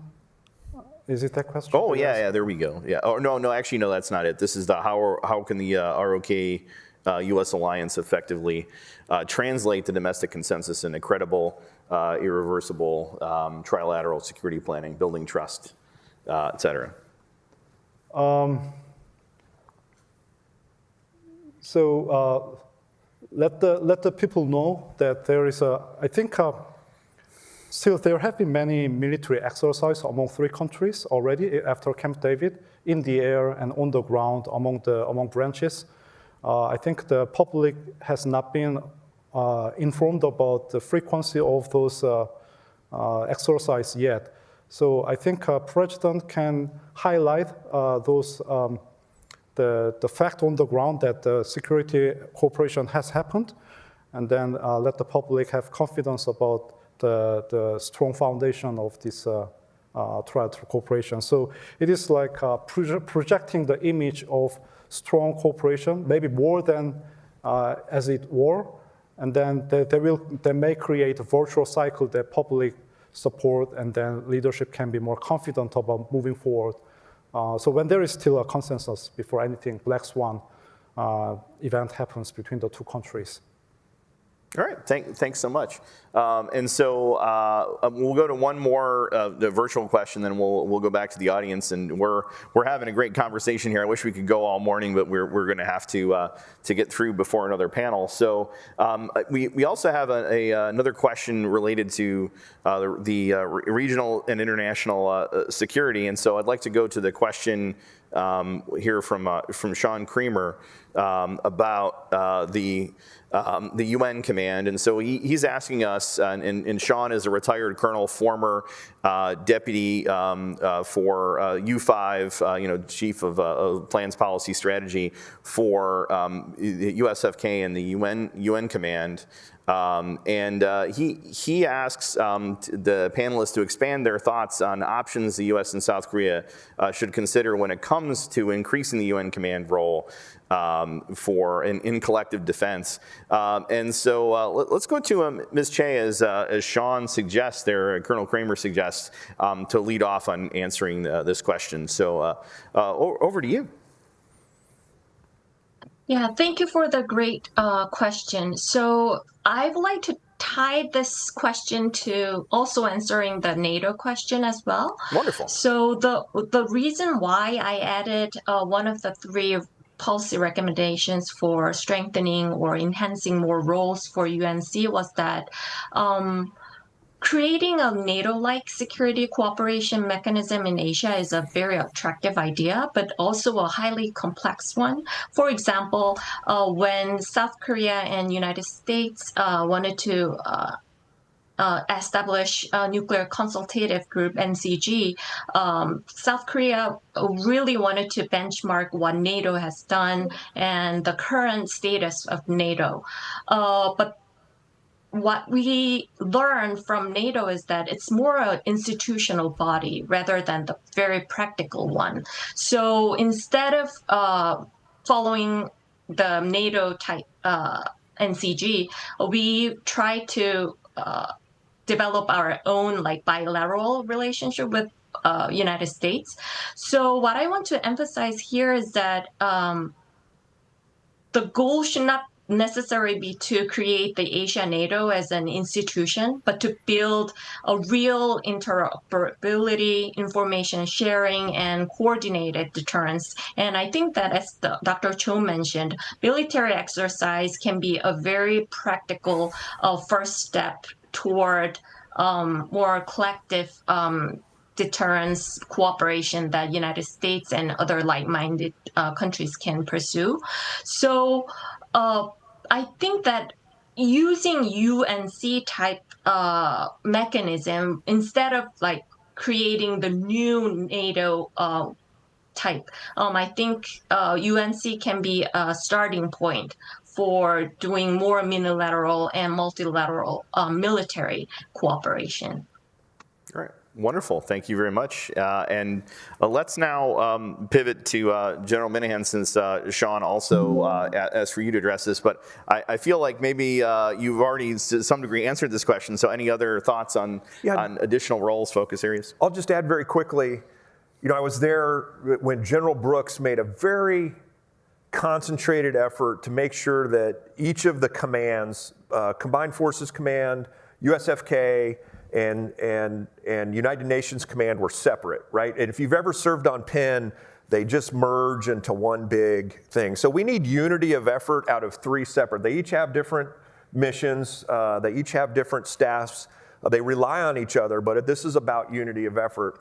And so, one of the things I try to challenge myself with is what are the logical scenarios that could play out in the next 3 or 4 years? And a reduction of U.S. forces that was already brought up earlier was a potential.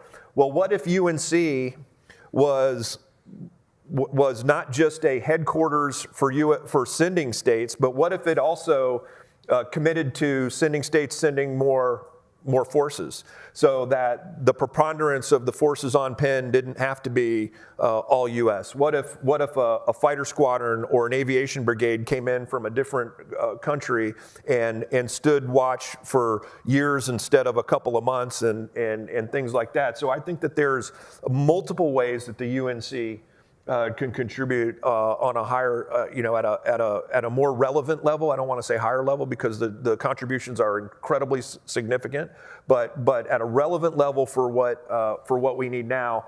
And then tying one last thing is, and I believe that is bigger than just North Korea. The question was focused on North Korea, but it's got to be multipolar approach. The number one thing that happened on Penn that drove the Chinese nuts was the placement of THAAD. And THAAD was placed there for a North Korean threat, and yet it shows you the power of being multi-domain if you anticipate it. You can have things that are applicable across the challenges as opposed to just one, and if we think through those things, I think we can really take it to a higher level. All right, thank you very much, General.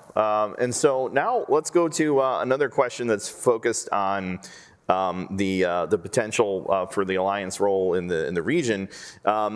See here we got a question from Sukjin Yoon that we'll display on the screen here in a second about given the larger demand for the ROK to play a military role beyond the peninsula, beyond the land-centric focus. How should the Korean military improve its capabilities in other domains? What are the key capabilities that the ROK is missing, and how should we integrate them? And so I'll go to Dr. Lee on this one first, understanding the strategic picture on this of what sort of things, Dr. Lee, do you think that the ROK military should be developing given the regional considerations for the future of the ROK military? Well, I don't have much expertise in military technology, but generally I understand that what Korea needs more is some sort of a situation awareness capabilities. We, South Korean armed forces, heavily rely on U.S. intelligence source, for example. And also, in order to look at the region-wide situations, South Korea needs to invest a lot more on its situation awareness capabilities. I think that's one of the issues that South Korean armed forces is trying to implement in the coming years. And also some sort of a joint or combined the continuous planning and exercise. I think that's another way that we can enhance our collaboration in this region. But most of all, I would say that what South Korean right now, what South Korea needs right now is the invest on the situation awareness capability, and also South Korea needs to invest more on precision strike capabilities. And perhaps you heard that the South Korean government, armed forces, is trying to enhance our capability based on the so-called defense reform plan. And also, I don't think that will be the change in Lee Jae-myung administration as well. It'll continue, and I would say that. Given the increasing uncertainty and risk in the Asia-Pacific, in the Pacific region, South Korea will invest in more and more in its own defense. I understand that South Korea right now spends on 2.6 or 7% of its GDP on defense, but I heard that there's a rough agreement between U.S. and South Korea. That South Korea will increase its defense spending up to 3.5% in the gradually in several years. So I hope that that will accomplish some of the weakness in Korean armed force in the future.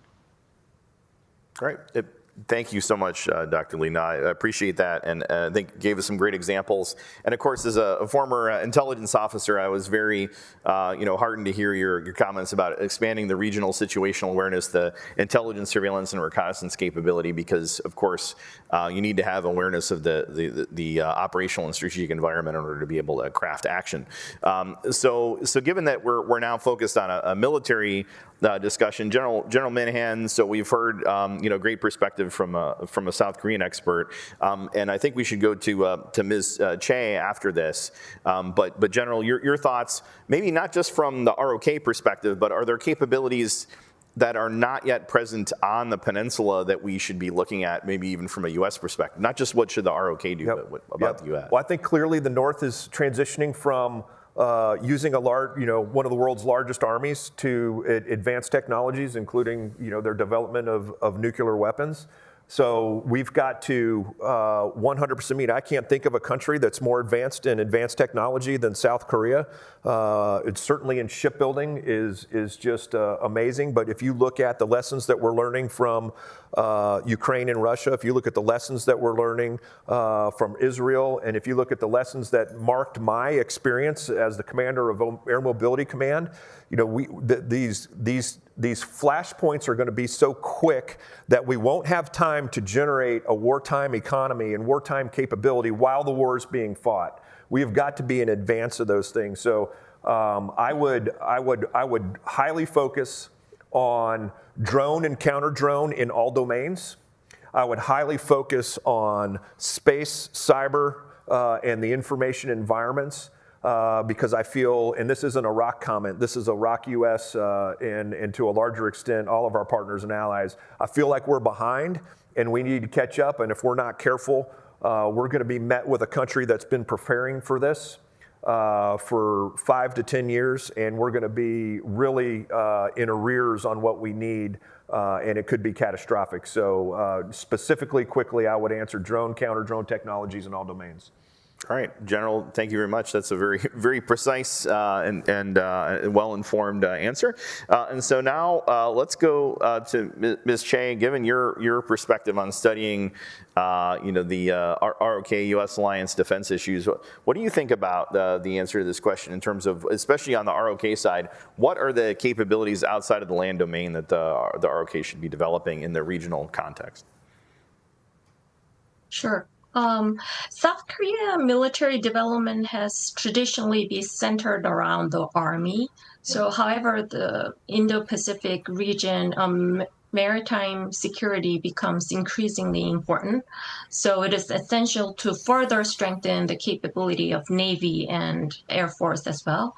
And at the same time, South Korea must advance toward building more technology advanced military force to meet the demands of future security environments. So that's why I try to emphasize that we really need to work with Australia, United States, and other like-minded countries within ROK-US Pillar 2 framework or even other institutionalized ways too. All right, thank you very much. All right, so I've been patient in asking my own deep question, and I have something to ask, and it's a little bit controversial, but I know that Dr. Cho is very well positioned to answer this one, right? So I'm going to ask you to lead off since we hadn't come to you in a little bit. And I know that you've thought a lot about what the role of South Korea and the alliance could be in the event of a Taiwan contingency. If China attacks Taiwan, which is a concern, of course, I know that General Minahan is known for highlighting as a potential spark for a larger U.S.-China conflict. In the event that there is a PRC attack on Taiwan and it does turn into a U.S.-China conflict, under that assumption, right, what should the ROK-US alliance be thinking about to prepare for that possibility? Any key recommendations or thoughts for us on that specific contingency? That's a complex question. Oh, it sure is, yeah. Complex in the sense that I think that there is an answer that everyone knows, but everyone does not want to talk, which is that General La Camera was reported to say that USFK is considering a contingency plan in the Taiwan Strait, and that statement went controversial in South Korea. But there is objectively, there is a possibility of contingency in Taiwan Strait.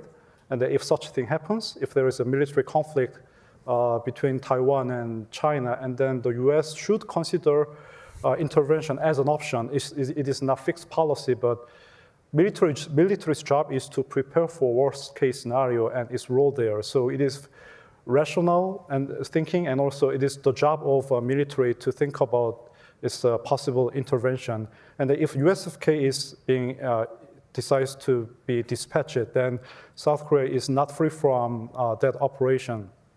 So I think what we should ask ourselves is not about if something happened in Taiwan Strait, what South Korea can do, but actually the question is what South Korea cannot do, or what USFK cannot do, that USFK cannot stay idle and then irrelevant away from the contingency Taiwan Strait.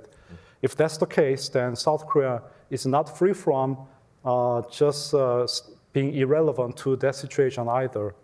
But at the same time, if USFK is fighting a war in the Taiwan Strait, if South Korea joins the war militarily, that is an easy invitation for China to also invite North Korea.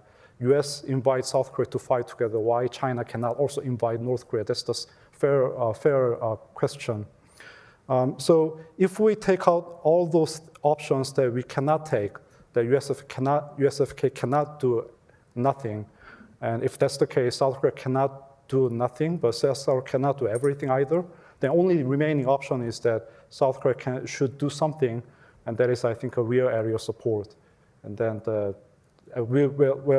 USFK's offensive operation or defensive operation, that's the US government decision.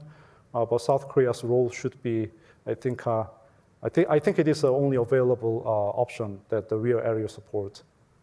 So to build on this, maybe reframe the question a little bit, admittedly, I jumped to this idea of what should we be prepared to do in a contingency, but it sounds like some of those preparations also could reinforce deterrence and make China think twice about if the Korean Peninsula could be providing supporting role and supporting functions in a contingency. Does that potentially help to deter China? I know you're also an expert on China. I think well, we have an advantage of democratic society that experts like us or retired generals, they can speak directly that South Korea should do something. American retired generals, South Korean retired generals can signal that there is that conversation ongoing. But political leaders, they also be more smart that to control their words, not to invite China's action today for the situation that may happen tomorrow. Right. So we may divide the role and then send both signal that we are ready to take action together, signaling from the military side or the civilian side, but the government side also can signal that where our intent is not to provoke you, so you don't move, then we don't move.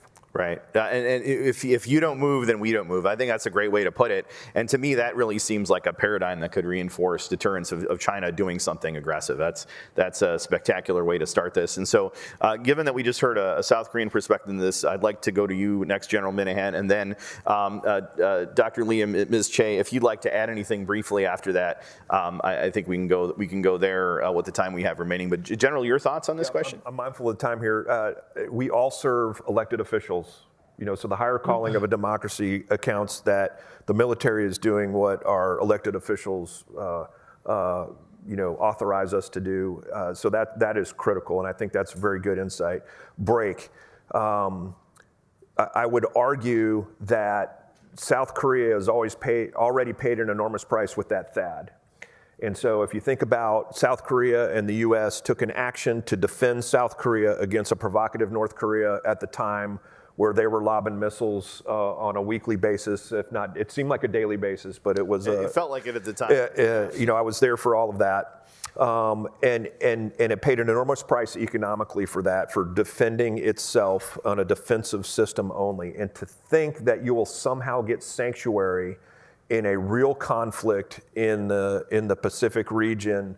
I think is a very large stretch of the imagination. So I believe we've got to be prepared across all instruments of national power in advance of this happening. So I think there's some real decisions to make here, and we got to be aggressive on them.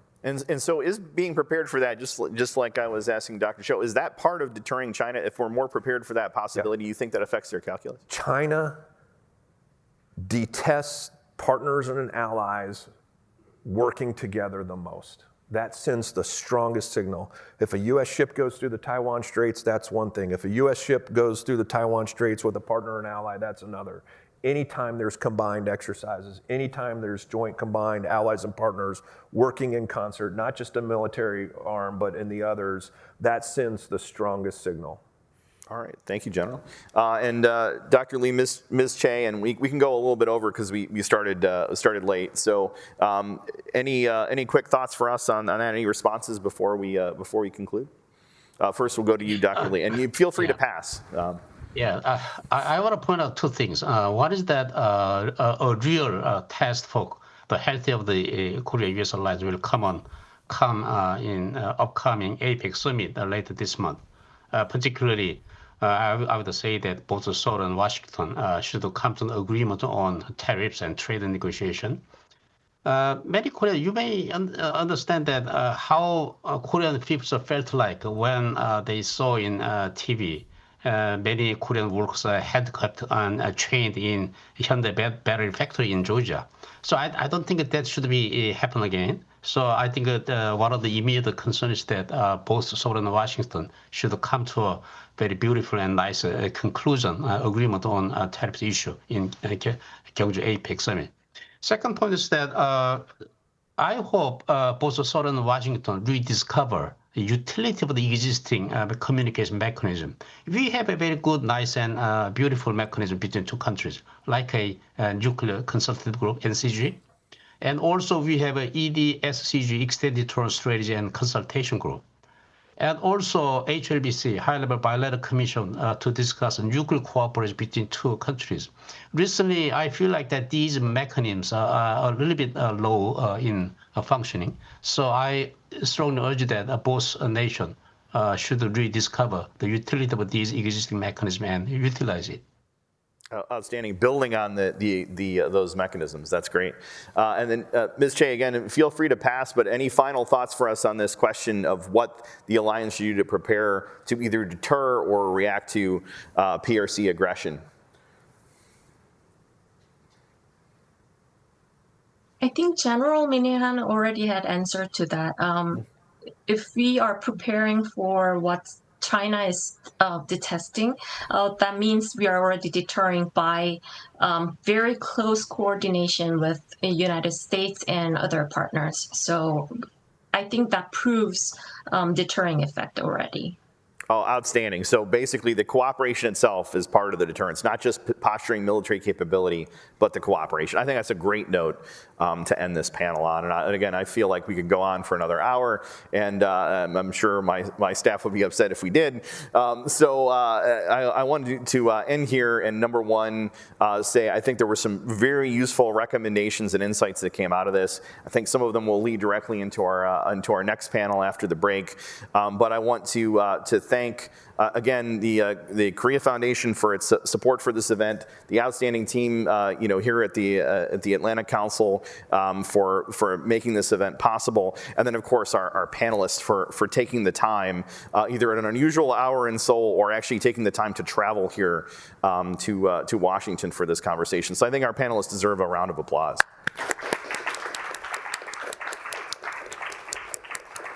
All right, so now with that, we'll begin a break and we'll resume on time at 10 o'clock here Eastern time in Washington, D.C. We'll resume at the hour. And so I think we've got our participants for the next panel filtering in. And so we'll ask them to come to the stage. I'll make a few brief opening remarks. So please take a break and we'll see you at the hour.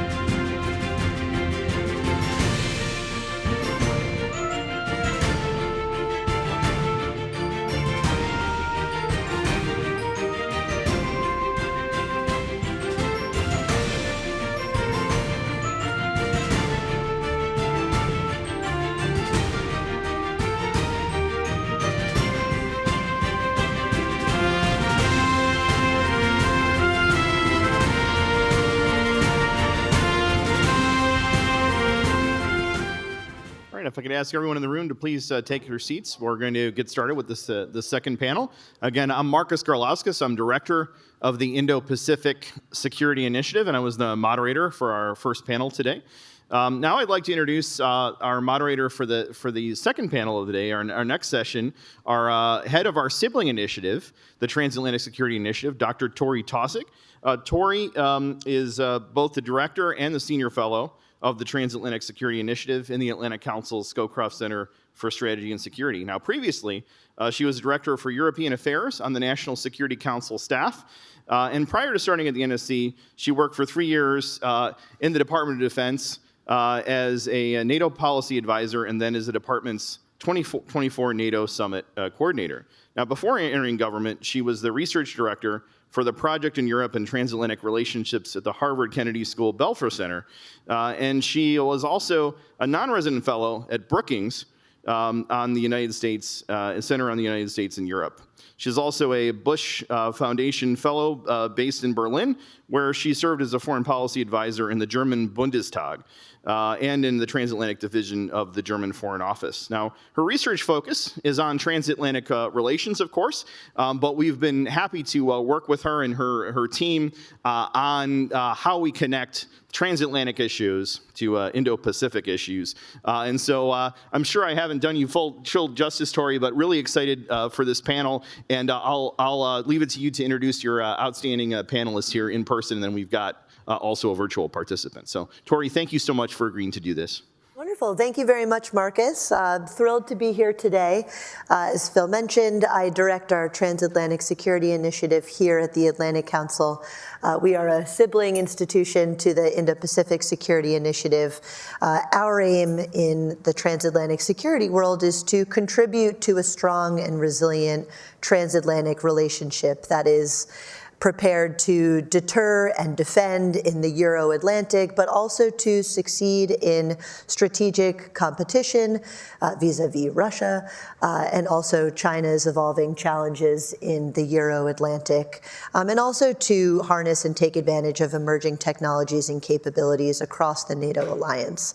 As Marcus mentioned, this is an important time for assessing the transatlantic relationship, but also, for the purposes of this forum, for assessing the U.S. ROK alliance in the shifting strategic context of growing ties between the DPRK and the Russian Federation, between the PRC and Russia, and also as the NATO alliance looks to strengthen its ties with its Indo-Pacific partners and specific European allies look to strengthen Indo-Pacific engagement. We're also 9 months into a new U.S. administration that has different views on how interconnected the Euro-Atlantic and the Indo-Pacific may be, and how interconnected European allies should be in working with Indo-Pacific allies such as the Republic of Korea. So, lots to dive into. I will introduce our esteemed panelists and then dive into the discussion. First, just to my right, we have Ms. Rachel Min-Young Lee. Rachel is a senior fellow for the Stimson Center's Korea program and 38 North. And Ms. Lee was a North Korea collection expert and analyst with Open Source Enterprise in the U.S. government from 2000 to 2019. We also have behind us Dr. Chung Min Lee.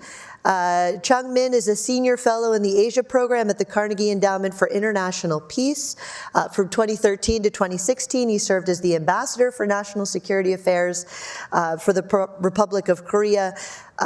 Dr. Lee works primarily on Asian security with a focus on Northeast Asia and the Korean Peninsula. And Chung Min is embodying the links between the Euro-Atlantic and the Indo-Pacific today. Chung Min is dialing in from, is it Berlin, Brussels? Hamburg, Germany. Oh, excuse me, Hamburg, Germany. So dialing in from Europe. We also have Mr. Philippe Dickinson. Phil is the Deputy Director with the Transatlantic Security Initiative, but equally as important, Phil is a career British diplomat on leave from the Foreign Office, and Phil has spent time across the Indo-Pacific working on Southeast Asian affairs based in Sri Lanka, also at the UK Embassy in Beijing, and previously taught English and spent time in Okinawa, Japan. And then last but not least, we have Mr. Troy Stangarone, who is a non-resident fellow with the Carnegie Mellon Institute for Strategy and Technology. Previously, Troy was the director of the Hyundai Motor Korea Foundation Center for Korean History and Public Policy, and the deputy director of the Indo-Pacific program at the Wilson Center. So a breadth of expertise and experience, again, I think, embodying the links between the Indo-Pacific and the Euro-Atlantic for the purposes of this conversation. So I will give each of you 5 minutes for opening remarks, and then we'll dive into questions. I would say keep 2 kind of framing points in mind for your opening remarks. One, assessing how the US-Korea alliance is adapting to the changing strategic environment we see with Russia's ongoing invasion of Ukraine, influx of North Korean troops onto the Ukrainian battlefield, China's tacit and tactical cooperation with Russia on the battlefield. So assessing this relationship with the changing strategic context of Russia's invasion of Ukraine, but also, again, within the context of a new Washington and an administration that looks at these 2 strategic theaters in different ways than previous administrations. So with that, Rachel, I'd like to turn to you for your opening comments. First of all, thank you to the Atlantic Council for inviting me to this event. I'm very delighted to be here with my esteemed colleagues on the panel. I have been asked to talk about my experience engaging with Europeans on Korea's issues, as I was based in Vienna, Austria, working for the Open Nuclear Network between 2022 and 2024. If you're not familiar with the Open Nuclear Network, it's an NGO that works on nuclear risk reduction. So just to provide my perspective, I guess working on the ground in Europe on Korea's issues. I would like to make just 3 points related to that. The first is that I felt very little sustained interest in Korea's issues while I was in Europe. When there was interest, I felt that it was issues-driven and short-lived. Also, in Vienna specifically, I felt it was seasonal. So when there's the annual IAEA General Assembly, for example, you would have maybe a side session or 2 on Korea's issues, specifically the North Korean nuclear issue, and there would be a full room, but mostly seasonal. And I think you feel this a lot, like the little interest on the ground, working in an NGO or maybe a think tank, just not many events, I guess, or not many visitors wanting to talk about Korea's issues. So that's something that I felt greatly.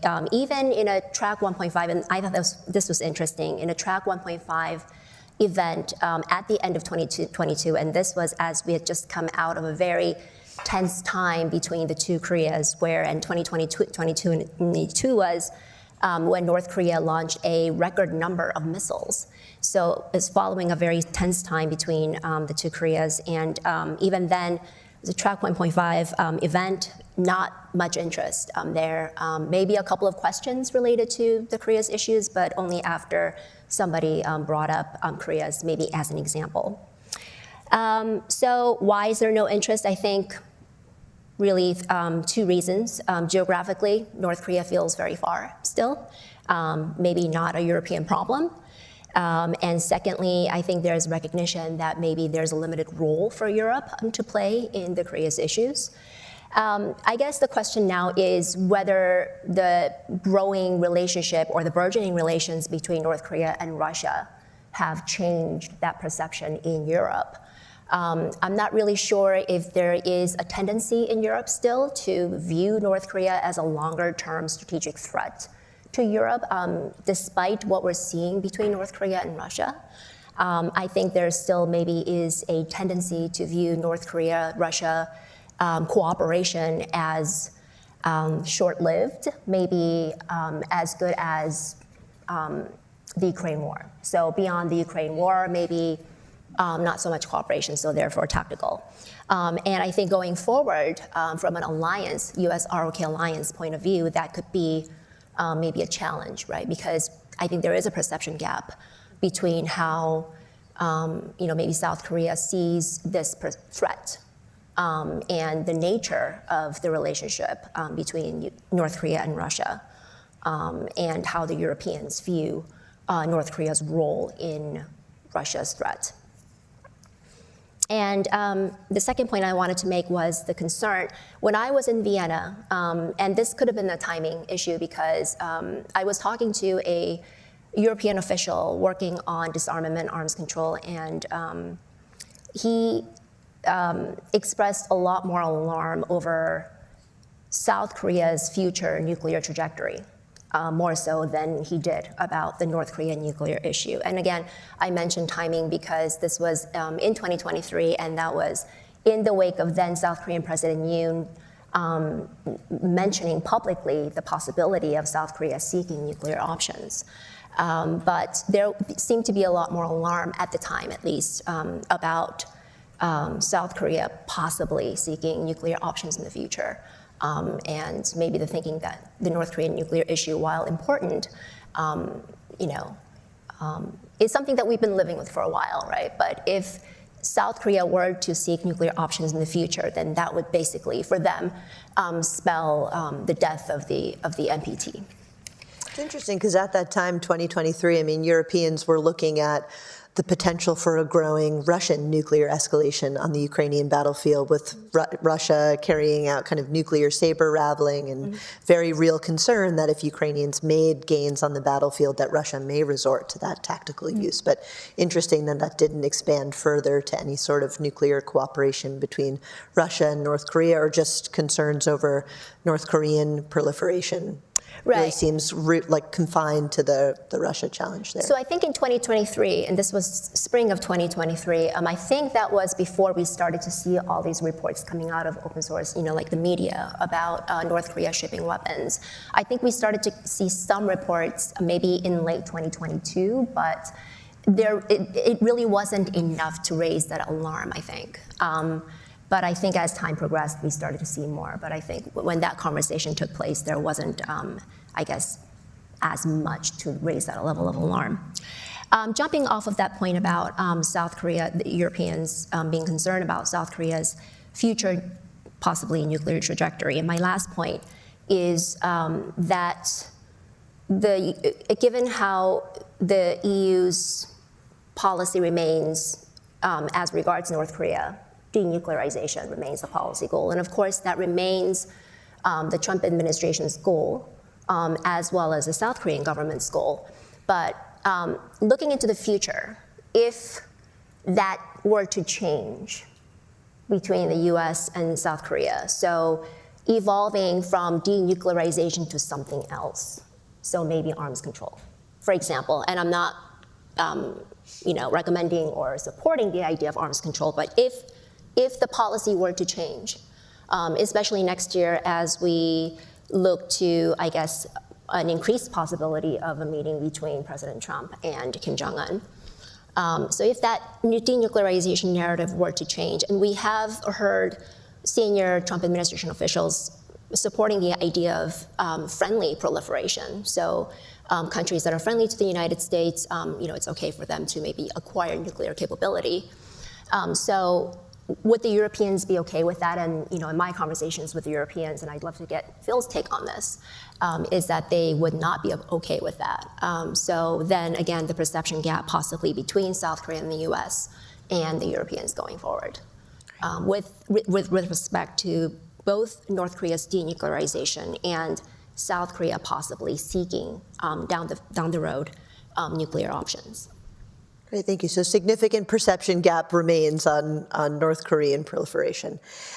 Chung-min, I'd like to come to you, dialing in from Germany for your framing remarks, but again, kind of keeping the focus on the U.S. ROK alliance within the shifting strategic context of growing collaboration between Russia and China, within the context of the Ukraine conflict, also DPRK Russian cooperation. How are you seeing this as a North Asian analyst, but also, again, keeping that alliance front and center in this shifting context? Well, thank you, Tori, for having me, and Marcus and all my other friends at the Atlantic Council. I'm sorry that I'm joining the group virtually rather than in person. Let me just, over the next couple of minutes, focus on a few points. First of all, I think Europe is now in the minds of South Korea's security consciousness. It has always been there on the economic front because the EU is a relatively important trading partner of the South Koreans. But enter the DPRK troops into the Ukrainian war. This was a huge wake-up call, as you all know. South Korea has given or exported some $24.5 billion of arms just to Poland since the outbreak of the Ukrainian war, and to that has added a new context. Insofar as how the ROK-US alliance is transitioning, perhaps, and what we're going to do with the Europeans, I don't think there are many serious South Koreans who believe that Europe is going to become a crucial nexus of Korean security. There is geographic distance. Obviously, there are critical partners such as France and the UK, who are both permanent members of the UN Security Council, and they've been involved in Korean affairs for a long time. But having said that, I don't think many South Koreans, both officials and experts and others, believe that Europe is going to become a critical player on the Korean Peninsula. But as I told you, the Ukrainian war has triggered the mindset in South Korea. And on the nuclear front, I agree with Rachel that there are growing concerns among some non-proliferation specialists in the Beltway and Europe and elsewhere. But I also believe that South Korea's concerns and worries are growing over the last several years. Kim Jong-un has said on many occasions explicitly that he will never negotiate away his nuclear weapons, and that he's against any type of nuclear negotiations with the US or the ROK. And with his so-called two-Korea policy and no unification policy, I think we're in for a tough spell insofar as North Korea's denuclearization is concerned. So as a result, if the North Koreans continue to upgrade their nuclear capabilities, including, for example, nuclear-tipped SLBMs, as well as MIRV warheads, which they don't have, but that's what Kim Jong-un aspires for, that will be a game changer on the Korean Peninsula. At the same time, as you all know, the Trump administration has said there might be some adjustment issues with the US versus Korea, and they're talking between Seoul and Washington as we speak. We have not had an ambassador, a US ambassador in South Korea for more than, 6 months. And so that is complicating the issue. And overall, I guess many South Koreans believe that facing tariffs and trade pressures, as well as increasing pressure by Washington to increase defense spending, and at the same time, they're talking about, or the US is thinking about, some type of a possible nuclear freeze or ICBM test moratorium. That's all very negative from a South Korean perspective. Obviously, President Lee Jae-myung, he had a good visit with President Trump. He's going to welcome him during the APEC summit very soon. And so we don't really know exactly what type of agreement Seoul and Washington will agree upon. But on the nuclear front, I think South Koreans are not all that hopeful that there's going to be this sudden forward movement on denuclearization. My last point on this is that, despite concerns by some Europeans and our American friends, South Korea is not going to go nuclear for a number of reasons. It may make certain South Koreans feel good, but the practical steps and burdens are enormous. Because the moment South Korea goes nuclear, so will Japan, and then Russia and China, on top of North Korea, will continue to look at South Korea as our main enemy, which means that the ROK will have to boost defense spending well above 3, 4, even 5% of GDP, and that is just not sustainable financially. My last point is that Europe is just beginning to realize that other than Japan and China, there is another critical player, South Korea, that is a technologically advanced democracy with hiccups.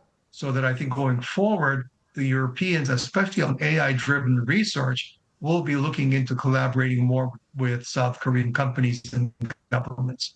let me stop there for the time being. Thank you, Chungmin. Phil, I want to zoom out for a second.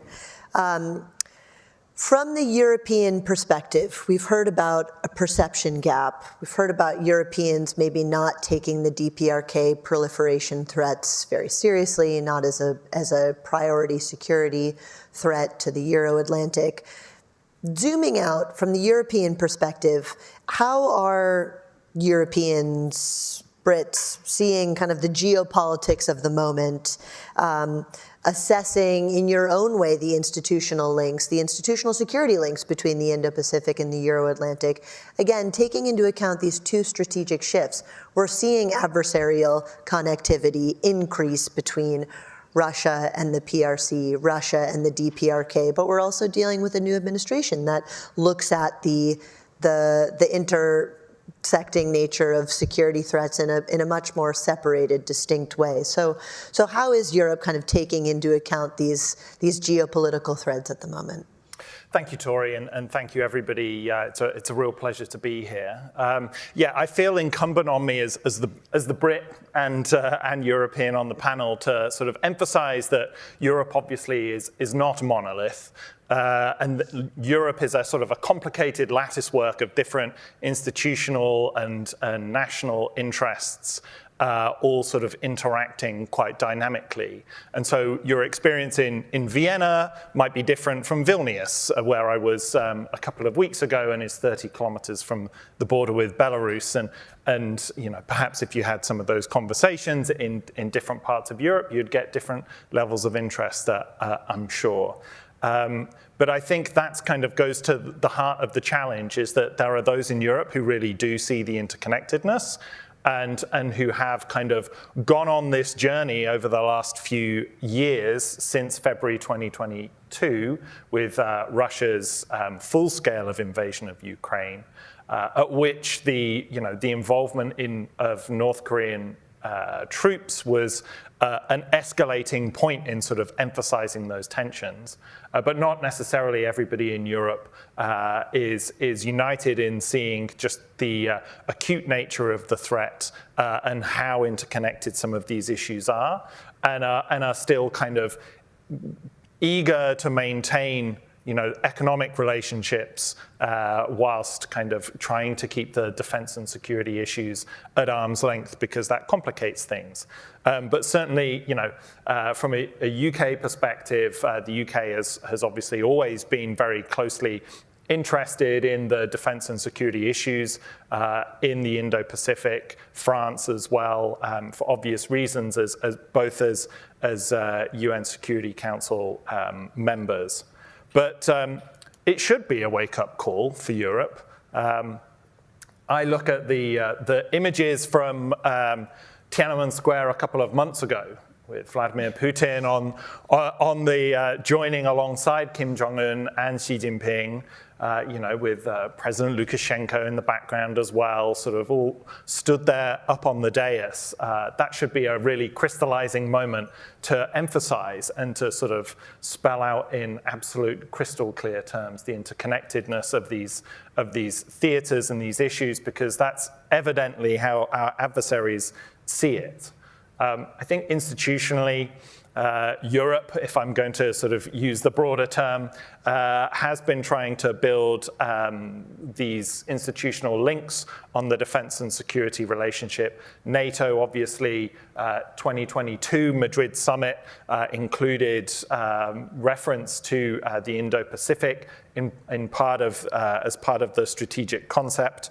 And that was the first year that you had heads of state and government representation from the IP4 nations, so Korea, but also Japan, Australia, and New Zealand.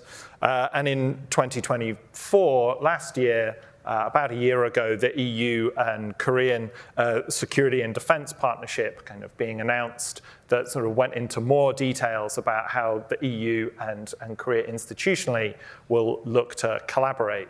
But that's all in a Biden administration era. I think Europe collectively is also trying to figure out how to adapt to the world of a Trump administration and the worldview of this administration. And so that is kind of the primary challenge and threat that Russia poses is the prism through which Europe sees all of these issues. And keeping the US involved and as a critical player and actor in European security is the preeminent concern, particularly, as I mentioned, for those countries in Eastern Europe who are sort of holding their breath, waiting to see what the forced posture review is going to sort of indicate for US presence in Europe, and to what extent there is a sort of a zero-sum give and take between the European and Indo-Pacific theaters. So a complexity of views and interests, I would say, in Europe, and a sort of a dynamic balance that I think a lot of Europeans are trying to strike in maintaining that relationship with the Indo-Pacific, but also with the Russia challenge and threats to Europe front of mind. Great, thank you. We'll come back to you, Phil, later on kind of where we go as a NATO alliance from here in deepening cooperation with the Indo-Pacific. But I do want to come to Troy to lean into the assessment of how you see tactical, real cooperation right now taking place between the Euro-Atlantic alliance. As Phil mentioned, this is not a monolith. We don't look at Europe as a single entity. We've got institutional partners such as the EU and NATO, but also certain European allies that are far more forward-leaning on assessing challenges from the PRC in Europe, but also in deepening those ties with Indo-Pacific partners. But curious to hear your overarching assessment of the tactical cooperation you see right now between Europeans and the ROK, but also perhaps with other Indo-Pacific allies in addressing DPRK Russian military cooperation, but any direction you'd like to take that. Yeah, no, thanks. It's great to be here, and thanks for having me. I think this is an area to where, as Phil said, it sort of was growing under the Biden administration, but we'll have to see where things go.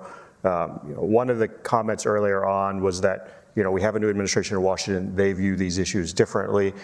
But there's also a classic saying in DC that every administration comes into office wanting to focus on domestic policies, and then the foreign policy ends up changing that. I think this is sort of a subset of that, is that the facts on the ground are going to sort of change sort of what the administration is going to have to do.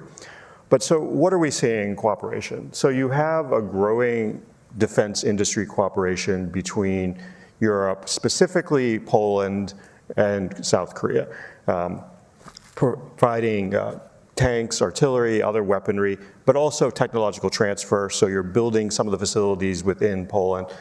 South Korea's new president, Lee Jae-myung, has taken and essentially declared an arms export special envoy. He's headed to Europe. He's going to meet with 3 unidentified countries. So you have this, I think, desire to sort of grow the defense industrial complex relationship between Europe and South Korea. Within that context, you also have Europe looking to rearm. So this partnership makes sense. The EU has put forward a 150 billion euro package. South Korea is one of their partners. There's some additional things they're probably going to have to do to be part of that. But this is a match that seems to make sense. And it also, I think, strategically makes sense. If we look at this in the context of the Russia-Ukraine relationship, a lot of Russia's ability to take and maintain its forces and forward momentum, if you will, within Ukraine is built off North Korea. About 40% of the artillery that Russia uses is provided by North Korea. You have a growing relationship to where they are providing ballistic missiles. The Russians have taken and transferred technology to improve the capabilities of their ballistic missiles. You have additional tech transfers to improve other capabilities. So you're seeing, and this all makes sense, North Korea has basically become Russia's arms supplier. And to do that, they need the North Korean equipment to work. So a lot of the focus, I think, has really been on this idea of how does Russia improve the capability of the weapons it's going to get from North Korea and improve their ability to produce them more quickly.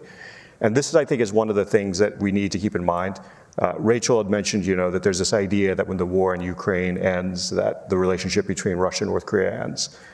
That could be the case. We can't say that it won't be, but I think we need to also consider the other possibility, which is that we see oftentimes in Europe there's a discussion that Russia will not stop in Ukraine if it wins, that it will advance either into a Baltic country or somewhere else to test NATO, and then if NATO falters, that it will go further.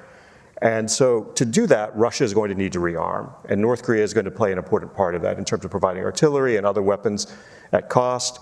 And so even if the flow of weapons slows after the war ends, North Korea is still going to be a component in this. And as part of that, Russia, I think, is going to continue to work with the North Koreans to improve its conventional capabilities. So you have this cross-nexus between the European theater, and then this is obviously making the situation more difficult on the Korean Peninsula by improving North Korea's conventional capabilities. So where does then, outside of the defense cooperation side within Europe itself, the partnership fall? Now, one of the things that the Yoon administration began, and that I would believe that the Lee Jae-myung administration would continue, is trying to revitalize the UN command structure. This is where a lot of the European governments interact directly on the security situation on the Korean Peninsula. And so whether it's improving the presence there, rotating in perhaps different types of smaller numbers of troops in the future, these are the kind of areas where you can have Europe play a role on the security side in a limited sense, and where we see sort of at least in the prior administration, I believe in the current administration, going forward and bringing more European presence in. And I think if you're looking at this from the perspective of the US-Korea alliance, it's important to take and have South Korea involved in helping Europe, because if there is a crisis on the Korean Peninsula, I think you want to avoid a situation to where Russia is a threat in Europe that is constraining European abilities to potentially provide support to South Korea in a crisis. And so these situations, I think, sort of parallel to where you want South Korea being able to take and provide support to Europe, but in another side of it, Europe being able to provide support to South Korea. And so really what we've seen is that the growing relationship between Russia and North Korea is creating a multidimensional challenge that we all need to deal with. And in that context, it's not just the military side, but with Russia having vetoed the UN panel of experts, you now have this sanction issue, which is taking and making it more difficult to monitor North Korea, but also as Russia violates UN sanctions blatantly, I think will loosen the norms with other countries and make them more willing to perhaps engage with North Korea, which means that North Korea has other avenues to revenue, other avenues to spread its technology, other avenues to take and gain technology. And so we need to think about this in a multi-layered way that includes both the defense side, the economic side, the sanctions side, and also the financial side, because Russia, China, and North Korea all share an interest in basically undermining the US presence in the financial sector and its ability to take and impose financial sanctions. So it really is a multidimensional challenge. Thank you. Chung-min, I want to bring you back in actually exactly on this point, because Troy, you brought up working through the UN system. And Chung-min, I'm going to turn to you kind of for the view from Seoul, recognizing you're in Germany, but to kind of elaborate on the Seoul perspective for kind of leaning forward and strengthening diplomatic alignment with the Europeans. Does Seoul prioritize working through the UN system despite Russian vetoes and kind of the makeup of the UN Security Council? Or, again, when it comes to deepening alignment, cooperation with Europeans on DPRK, nuclear threats or otherwise, is it more in Seoul's interest to work through coalitions of like-minded democracies to impose non-UN sanctions and controls? So essentially, to what extent does Seoul see the UN as an important vehicle for advancing cooperation with Europeans on DPRK challenges? It's a great question. My personal view is that as important as the UN is, it was present at the creation of the ROK and throughout the Korean War. And as Troy mentioned, the UN command is a critical legacy that has grown over the past 50 years plus. But going forward, I don't think the UN is going to play a critical role for two reasons. Number one, the Russians and the Chinese are adamant that they're not going to let the US or other critical partners such as France and the UK, both permanent members of the Security Council, get away with what they've done for the past 30, 40 years from the perspective of Moscow and Beijing. So as long as Moscow and Beijing are aligned on a number of fronts, above and beyond Ukraine and the DPRK, I don't think we're going to see much movement in the UN insofar as the Korean issue is concerned, in particular, the North Korean nuclear problem.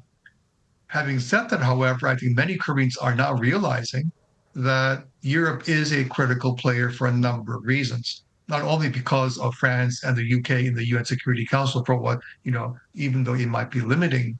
I think the key issue here is both the ROK and many advanced economies in Europe also face huge demographic problems, so that the military manpower is going to be reduced significantly in almost all of the advanced economies in Europe, as well as South Korea and Japan.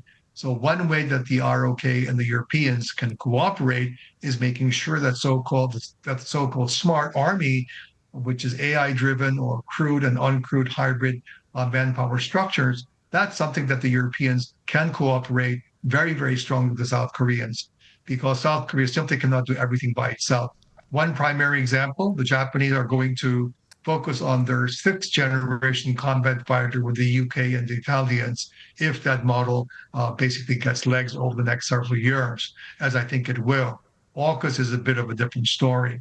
So I think if the Japanese are able to really succeed on building the next combat fighter with their British and Italian friends, then I think that will be a very positive sign for South Korea to also collaborate on a number of platforms. I don't think AI is going to resolve all of the defense problems that South Korea faces, but given that the ADD, which is the DARPA of Korea, I believe that they can cooperate on critical fronts with DIANA, which is the defense innovation cluster that the Europeans are stressing. So on that front, I think the Europeans and the Koreans can cooperate much more than they have so far. Thank you.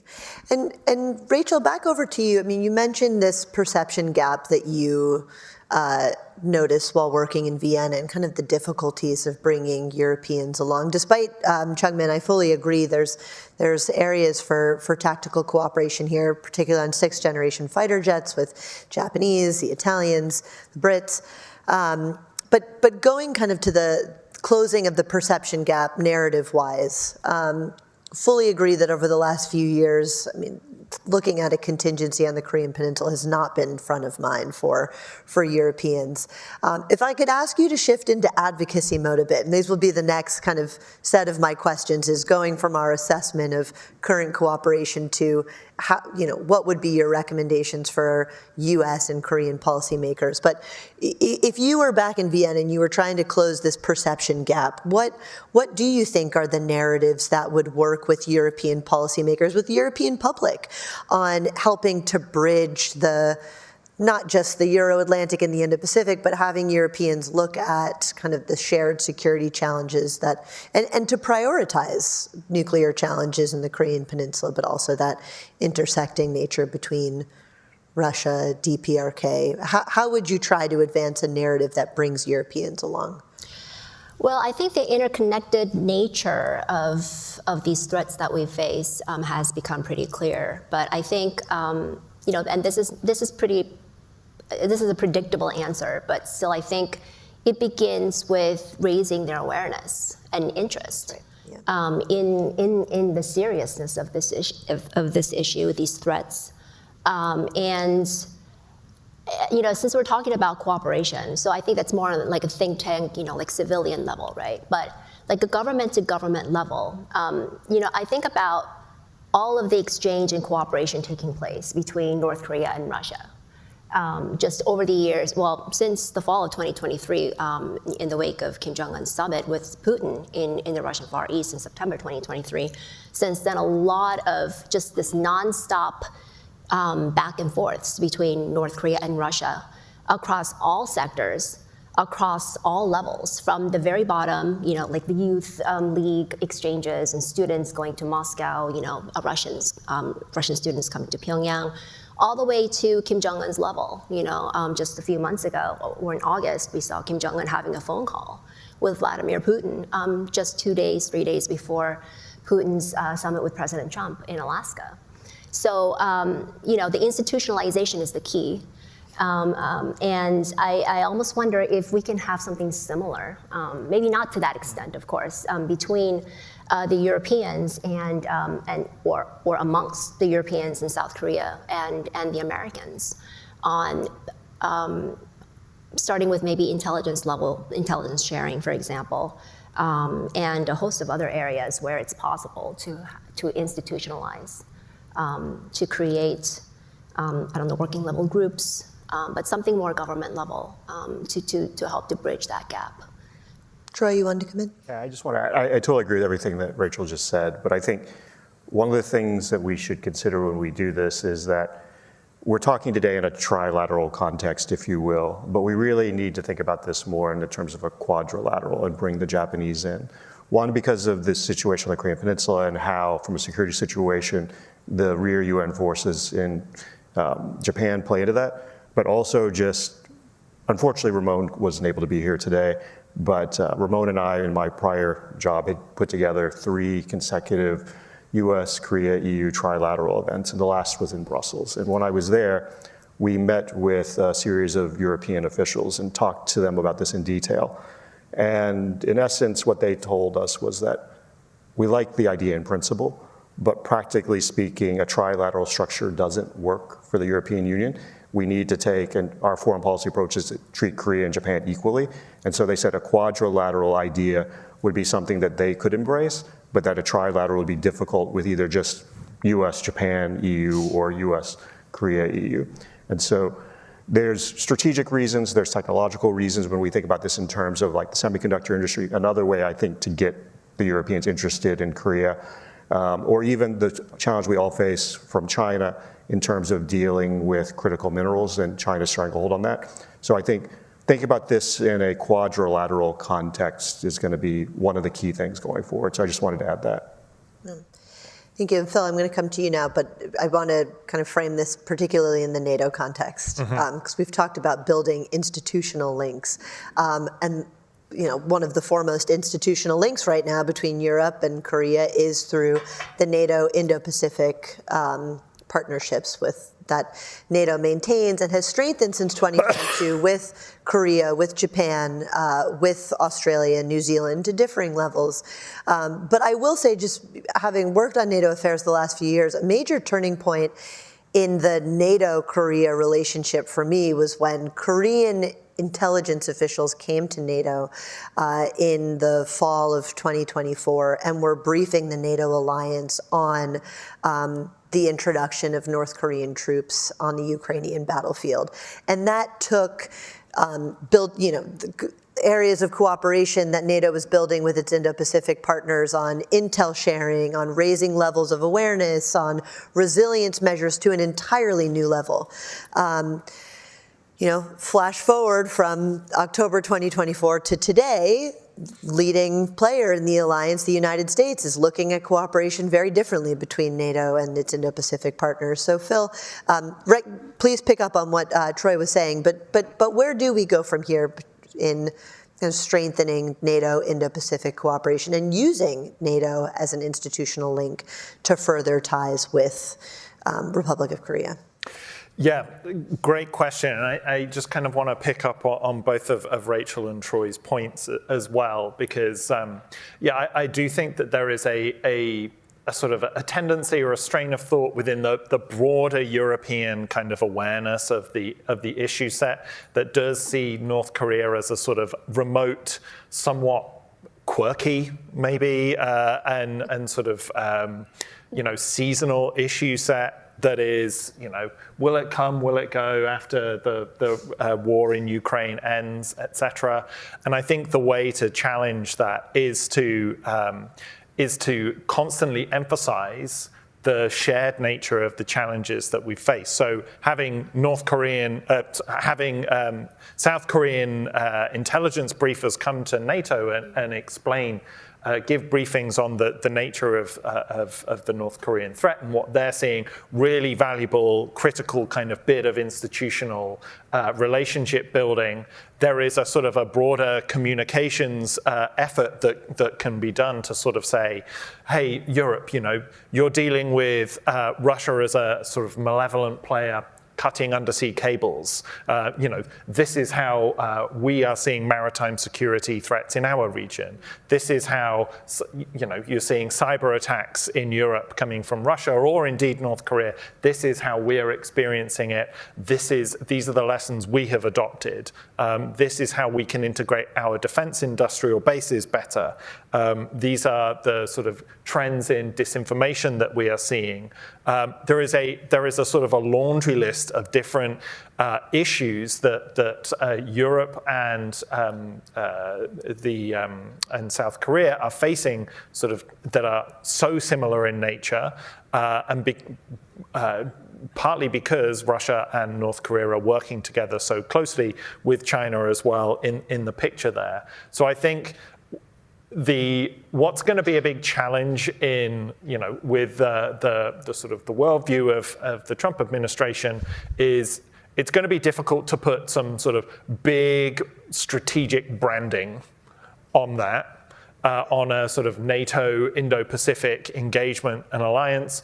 I think it's better to do it almost by stealth, the accumulation of kind of issue by issue, expert to expert, practical ongoing collaboration that sort of in the cumulative really amounts to a sort of a step change in the institutional relationship that doesn't necessarily sort of put a big flag and branding on it to say, here we are with this big flashy new initiative and a new headquarters in Tokyo or whatever for NATO, that it can be a little bit more subtle, but no less kind of effective. Thank you.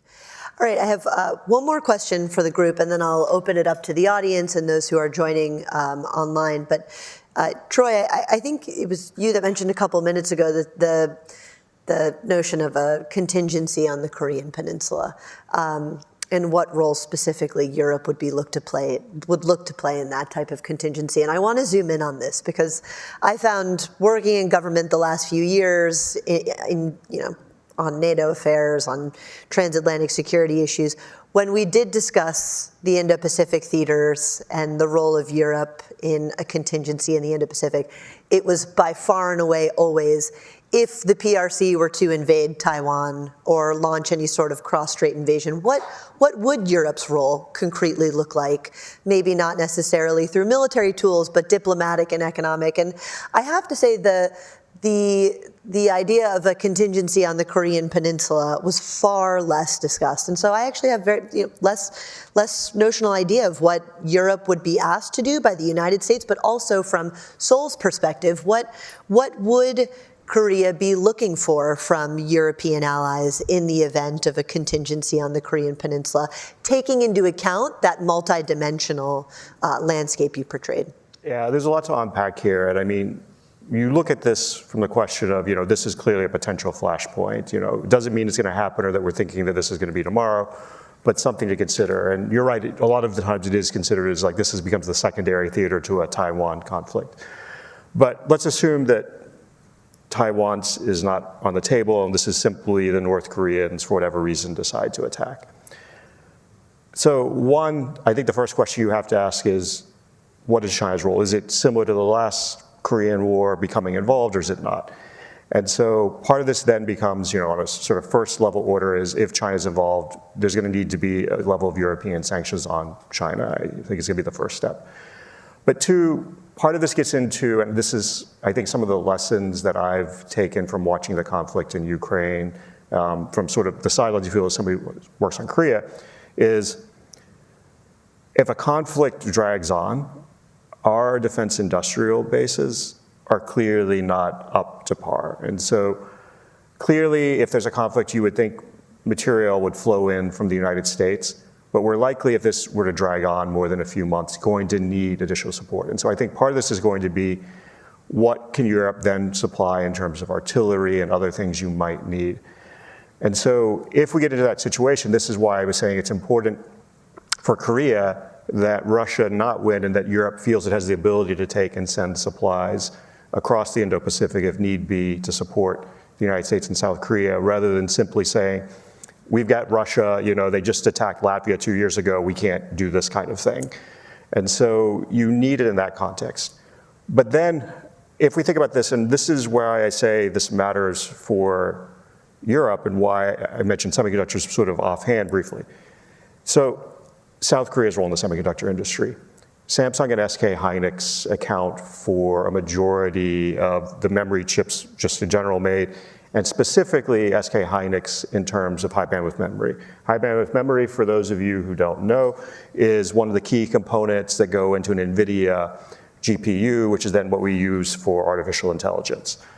So if you have a conflict on the Korean Peninsula, because SK Hynix, for the moment, makes all the advanced high bandwidth memory on the Korean Peninsula, that is now at risk, both either of the facilities being destroyed or at least being cut off from being shipped. So you have this economic constraint, but when you think about this, all of our advanced military hardware needs semiconductors. And you have not only South Korea's facilities that would be at jeopardy in South Korea, but 40% of their production is in China. Now, I don't want to give the Chinese ideas, but I think that raises questions for us of what's going to happen to those facilities, if there's this conflict, even if China's not involved in the war. And so there are these economic ripples that come out of any conflict on the Korean Peninsula. And so you need to be talking about this in terms of the context of, one, how in terms of, if it's a long-term conflict, could Europe support in terms of equipment, the United States and South Korea, but also how then do you deal with the economic consequences that flow out of this type of conflict? And so I think it has real resonance both for Europe, but also for South Korea in terms of what things look like long-term. Jungmin, do you want to come in on this question, the idea of, I don't know where to look there, Europe's role, what would Europe be asked for by Korea in the event of a peninsula contingency? Again, just trying to paint a real-world picture of what Europe might be asked to do or what it might consider in the event of a contingency on the Korean Peninsula. Let me just give you two brief scenarios that might come up in the next several years or weeks, who knows.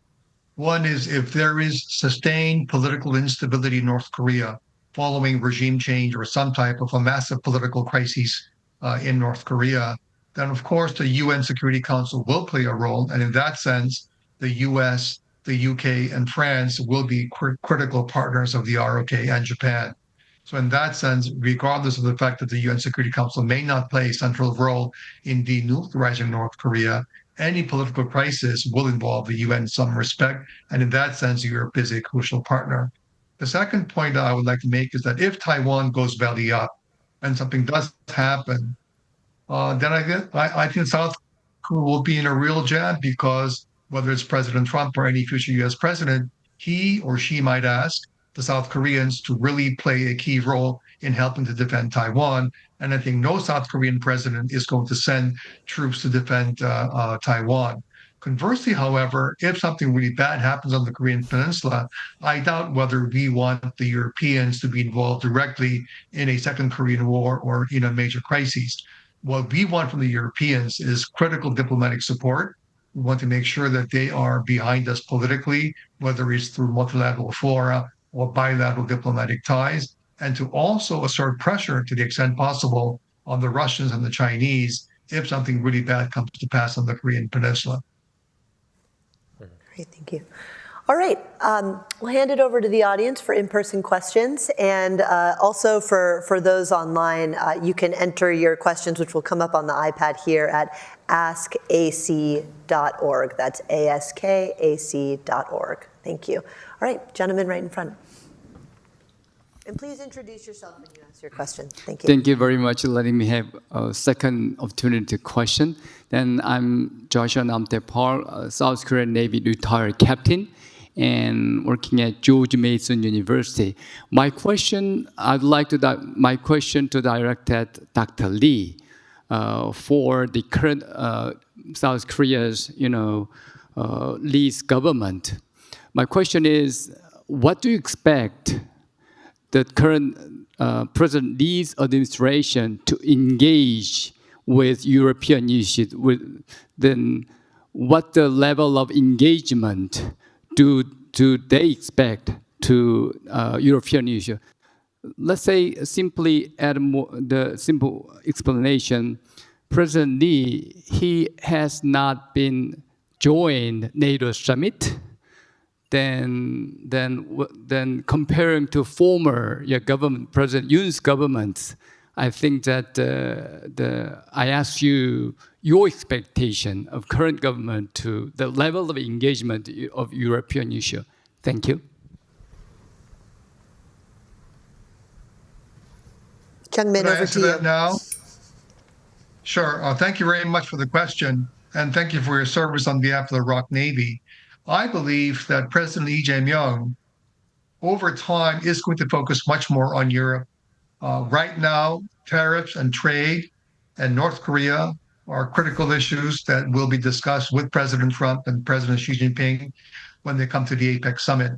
The reason why I think President Lee did not go to the IP4 meeting was because, as you know, he was just in office in early June, and he didn't really have the bandwidth to go. And plus, at this year's NATO summit, as I understand, there really wasn't all that much of a substance, so that other IP4 leaders, whether it's Japan or South Korea, and even Australia, did not attend. Only the Prime Minister of New Zealand attended that particular IP4 meeting. Going ahead, there are two specific areas where I believe that the Seoul government will focus much more concretely with European allies. One, on AI-driven products and designs and R&D.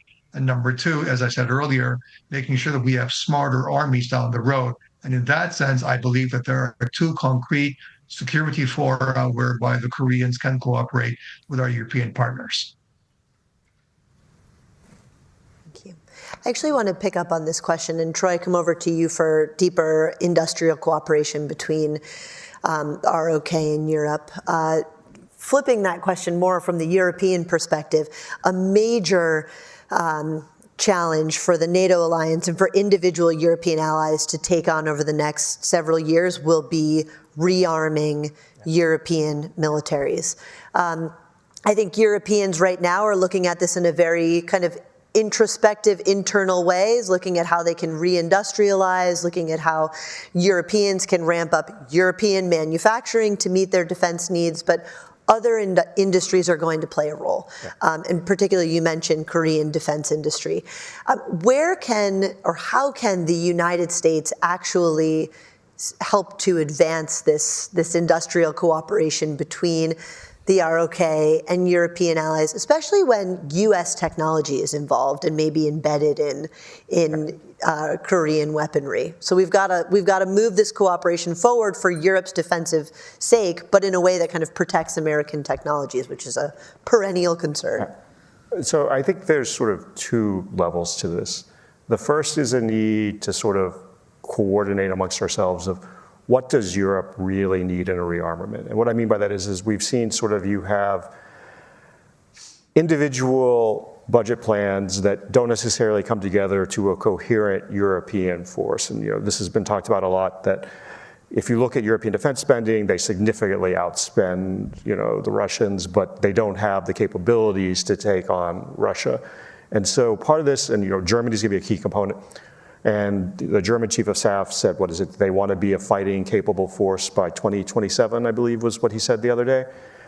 So if you're going to be a fighting capable force, what do you need to buy right now? And if you need to buy things right now, what can you buy either from the United States, South Korea, or Japan, just since we're talking about this? So I think there needs to be a serious conversation about that. And I know when you talk about EU funds, the French are often, the spoiler here to where they will insist that it has to all be purchased from Europe. I think this is where then you have in essence, a cooperation plan. And this is what I think the United States is going to have to do on shipbuilding too, which is that you get a commitment to invest in domestic production by a foreign producer, but part of that commitment to speed up the process is to buy from their facilities overseas now. So whether it's finding a way around the Tollundson-Brine, which the president can waive, amendment to take and buy South Korean ships, which President Trump has suggested, at least at the summit, he wants to do, or whether this is Europeans agreeing to buy specific equipment that they need right now while South Korea invests in production facilities in Europe, that's part of it. So, but that all requires, I think, serious coordination on the European side, and then amongst the United States and the South Koreans on, what do you actually need right now? who can provide it and how quickly can they provide it. And that's a difficult process because, as we know, whether it's here domestically in the United States or whether it is in Europe, politics is local. People want to make sure that their industries are getting these dollars. But if there is the real security imperative, which I think there is, we need to ask, how do we take and fill the gaps we have right now as quickly as possible? And then in the medium term, worry about how do we get those jobs, here. And so it's balancing those two things. Great, thank you. All right, other questions from the audience? I see you right there. And then we'll come to you over there next. Yes, hello. My question is on monopolies and oligopolies. South Korea has many monopoly policies, and they have companies like Samsung, Honda, and it's kind of hard to compete against those companies.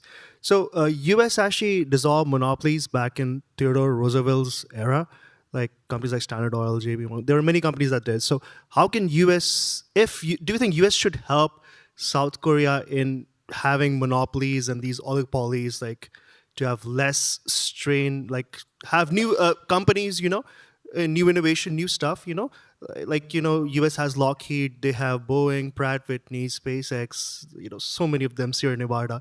But, on the other hand, you only have Hanwha and Korea Aerospace. Like, what's your idea? Do you think South Korea should expand more than these monopolies and oligopolies, So, question primarily for Troy, but Rachel may also look to... the defense industry to new companies coming up. Great. So really more how to deal with monopoly policy in South Korea.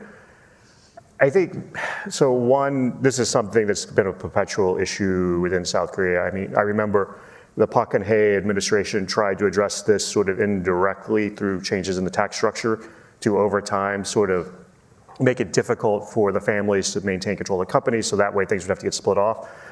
So there's that. But I think the larger issue with South Korea is, if you compare it to the United States, the US is the world's largest economy. It's much easier in a market that large for things to come up to where in South Korea, it's the world's 12th largest economy, was recently the 10th largest, but because the economy is so much smaller, once you have a few firms that have a dominant position, it's hard for anyone else to break in. And there has been this difficulty to where either progressive or conservative administrations who want to take and try to create more market competition, the one thing they perpetually find is that you either have a domestic economic crisis, an international economic crisis, and they need the chaebol to be there as job-producing firms. And so it's been difficult to do.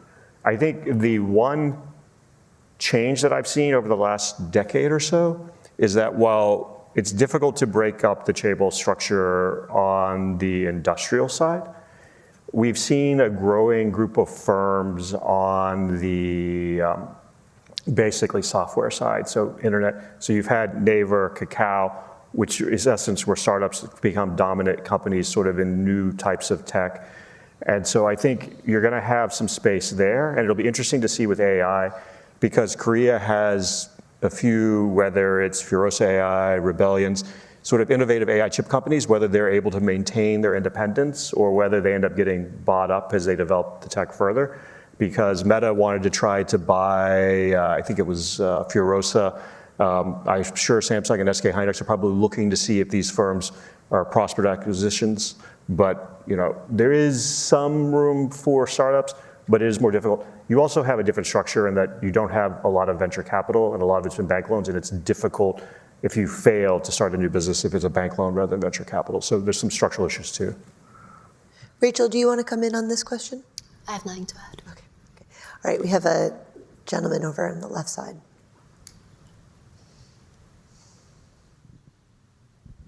Thank you so much for the great panel. My name is Will Preisner. I'm with Georgetown University. And I just have a question about Arctic security. We haven't talked too much about that. There's definitely overlap between the European Union and South Korea on Arctic security and also other maritime pinch points around the world. And I was wondering if you guys could comment on more work that South Korea could be doing to to kind of show some activity there.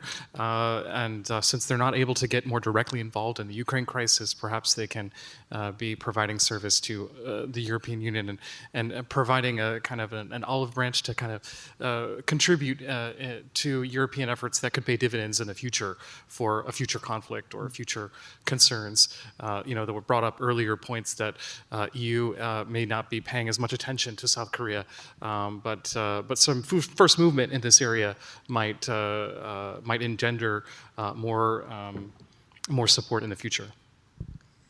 Thank you, Phil. I'll come to you for this question, but perhaps just to add a kind of framework around this as we bring in the European perspective.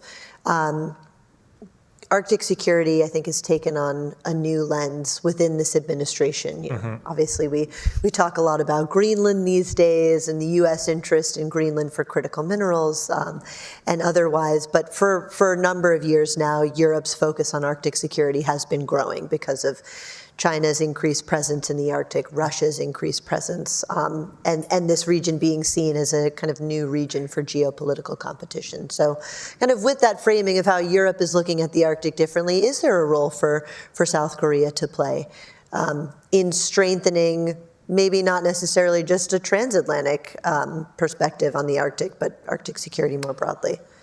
Thanks. I think it's a great question because, as Tori mentioned, the Arctic is a geopolitical region that's of growing importance, and part of that is because of the gradual thawing of sea ice and increasing sort of availability as a sea route for trade and commerce. But I think that's still quite some way away from being long-term economically really viable as opposed to going the longer southern routes. But for Europeans, I think it's tricky involving the South Koreans directly on Arctic-related issues because in some ways that kind of gives some cover to the Chinese claim that it is a near-Arctic nation and therefore should be directly involved as a participant in the Arctic Council. But to the extent that China is involved, then I think it makes sense for the Europeans to work directly more with Korea, particularly around shipbuilding and how to build the sort of the maritime infrastructure to be able to respond to the changing economic opportunities in the future, but also thinking about how to better involve bring in Korean expertise in understanding the Arctic as a theater for potential sort of geopolitical flashpoints in the future, because it is adjacent to the region, and the Arctic will be one of the main sort of through points from which Russian engagement and confrontation with the West is likely to come.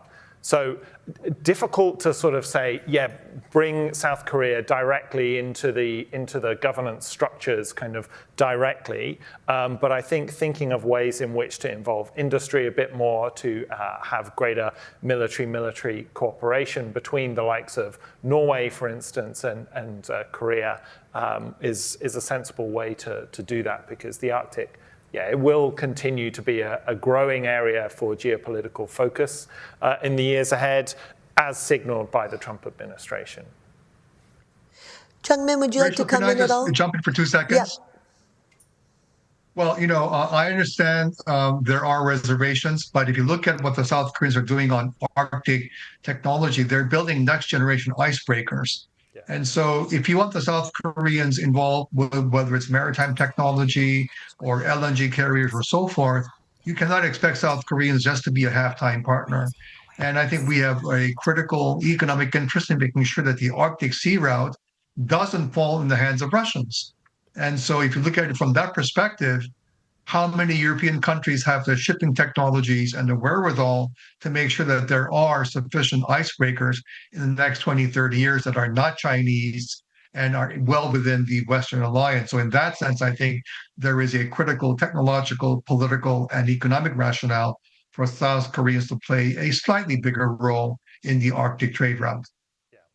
I would agree with that, and I'd say, again, here there is benefit of thinking about specific bilateral initiatives that can be built out. Finland is probably one of the preeminent icebreaker manufacturers within Europe, so not an expert on Finnish-Korean relations, but you know, these are different avenues in which you can strengthen the connectivity between Europe and ROK without putting, as I said earlier, kind of big flashy branding on things.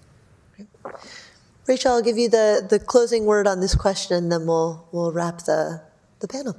Okay, so I just wanted to go back a little bit to North Korea-Russia cooperation, and we talked earlier about ways in which we might better engage Europeans. One thing I forgot to mention that I'd like to mention now is I think we need to do more research, and it would be great to get support, I think, from different governments about North Korea-Russia cooperation and future implications. I think there is so much that we don't know about this cooperation. We know what has been reported by media. We know what the North Koreans are saying, what the Russians are saying. But there has to be a reason for why Kim Jong-un sent troops to Russia.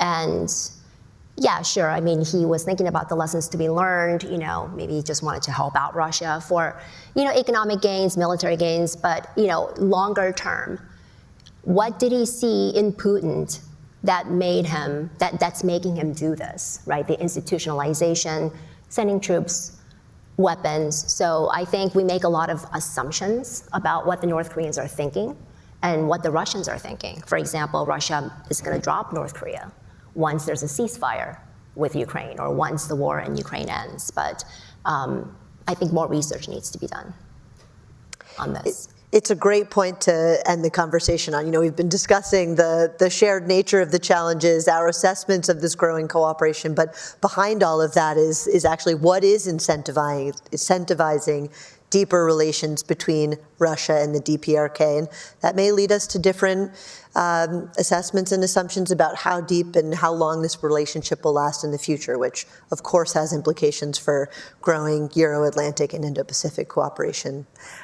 With that, I just want to thank Troy, Phil, Rachel, Chungmin calling in from Germany for sharing your insights, expertise on this challenging issue set at a difficult strategic time. And thank you to all who joined us in person and online today. And with that, Marcus, over to you. Tori, thank you so much, Tori. What a great panel. What a great conversation. Really appreciate the way you were able to guide it and steer it toward issues of such great importance. It was so funny. I was just telling Kyoko, I was in the back getting ready to ask a question, then you asked the very question about this defense industrial cooperation and what the U.S. can do to advance it. So spectacular discussion today. Appreciate both panels and, of course, Ambassador Lippert, who's already had to move on to his next engagement, and all of you for being here, and those of you out in the virtual world for tuning in and asking questions. And you can see just the richness of this discussion. We got to maybe about 20% of the questions that were queued up to be asked. And so I want to thank the Korea Foundation for their support, emphasize that, of course, the comments today were under the intellectual independence policy of the Atlantic Council, don't represent the Council, the Korea Foundation, or any of the organizational affiliations of the participants. And then for those of you in the room, I want to remind you that we have lunch set up outside.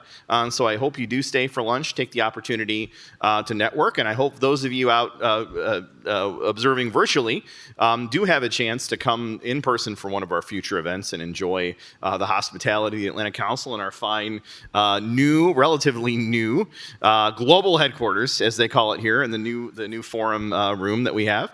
And I want to emphasize, this is just another step in an ongoing and growing conversation about bringing together the ROK-US alliance and its allies and friends in the region, and then also connecting NATO and the transatlantic security considerations with those of the Indo-Pacific, and a place where I think the Transatlantic Security Initiative and IPSI are going to work together under the umbrella of the Scowcroft Center and the Atlantic Council to advance that conversation. So that's the end of today's discussion, but it's not the end of a very important strategic conversation. So please visit our website, come to our future events, and we welcome your comments, your feedback, and your involvement as we go forward. So again, a round of applause for our participants today.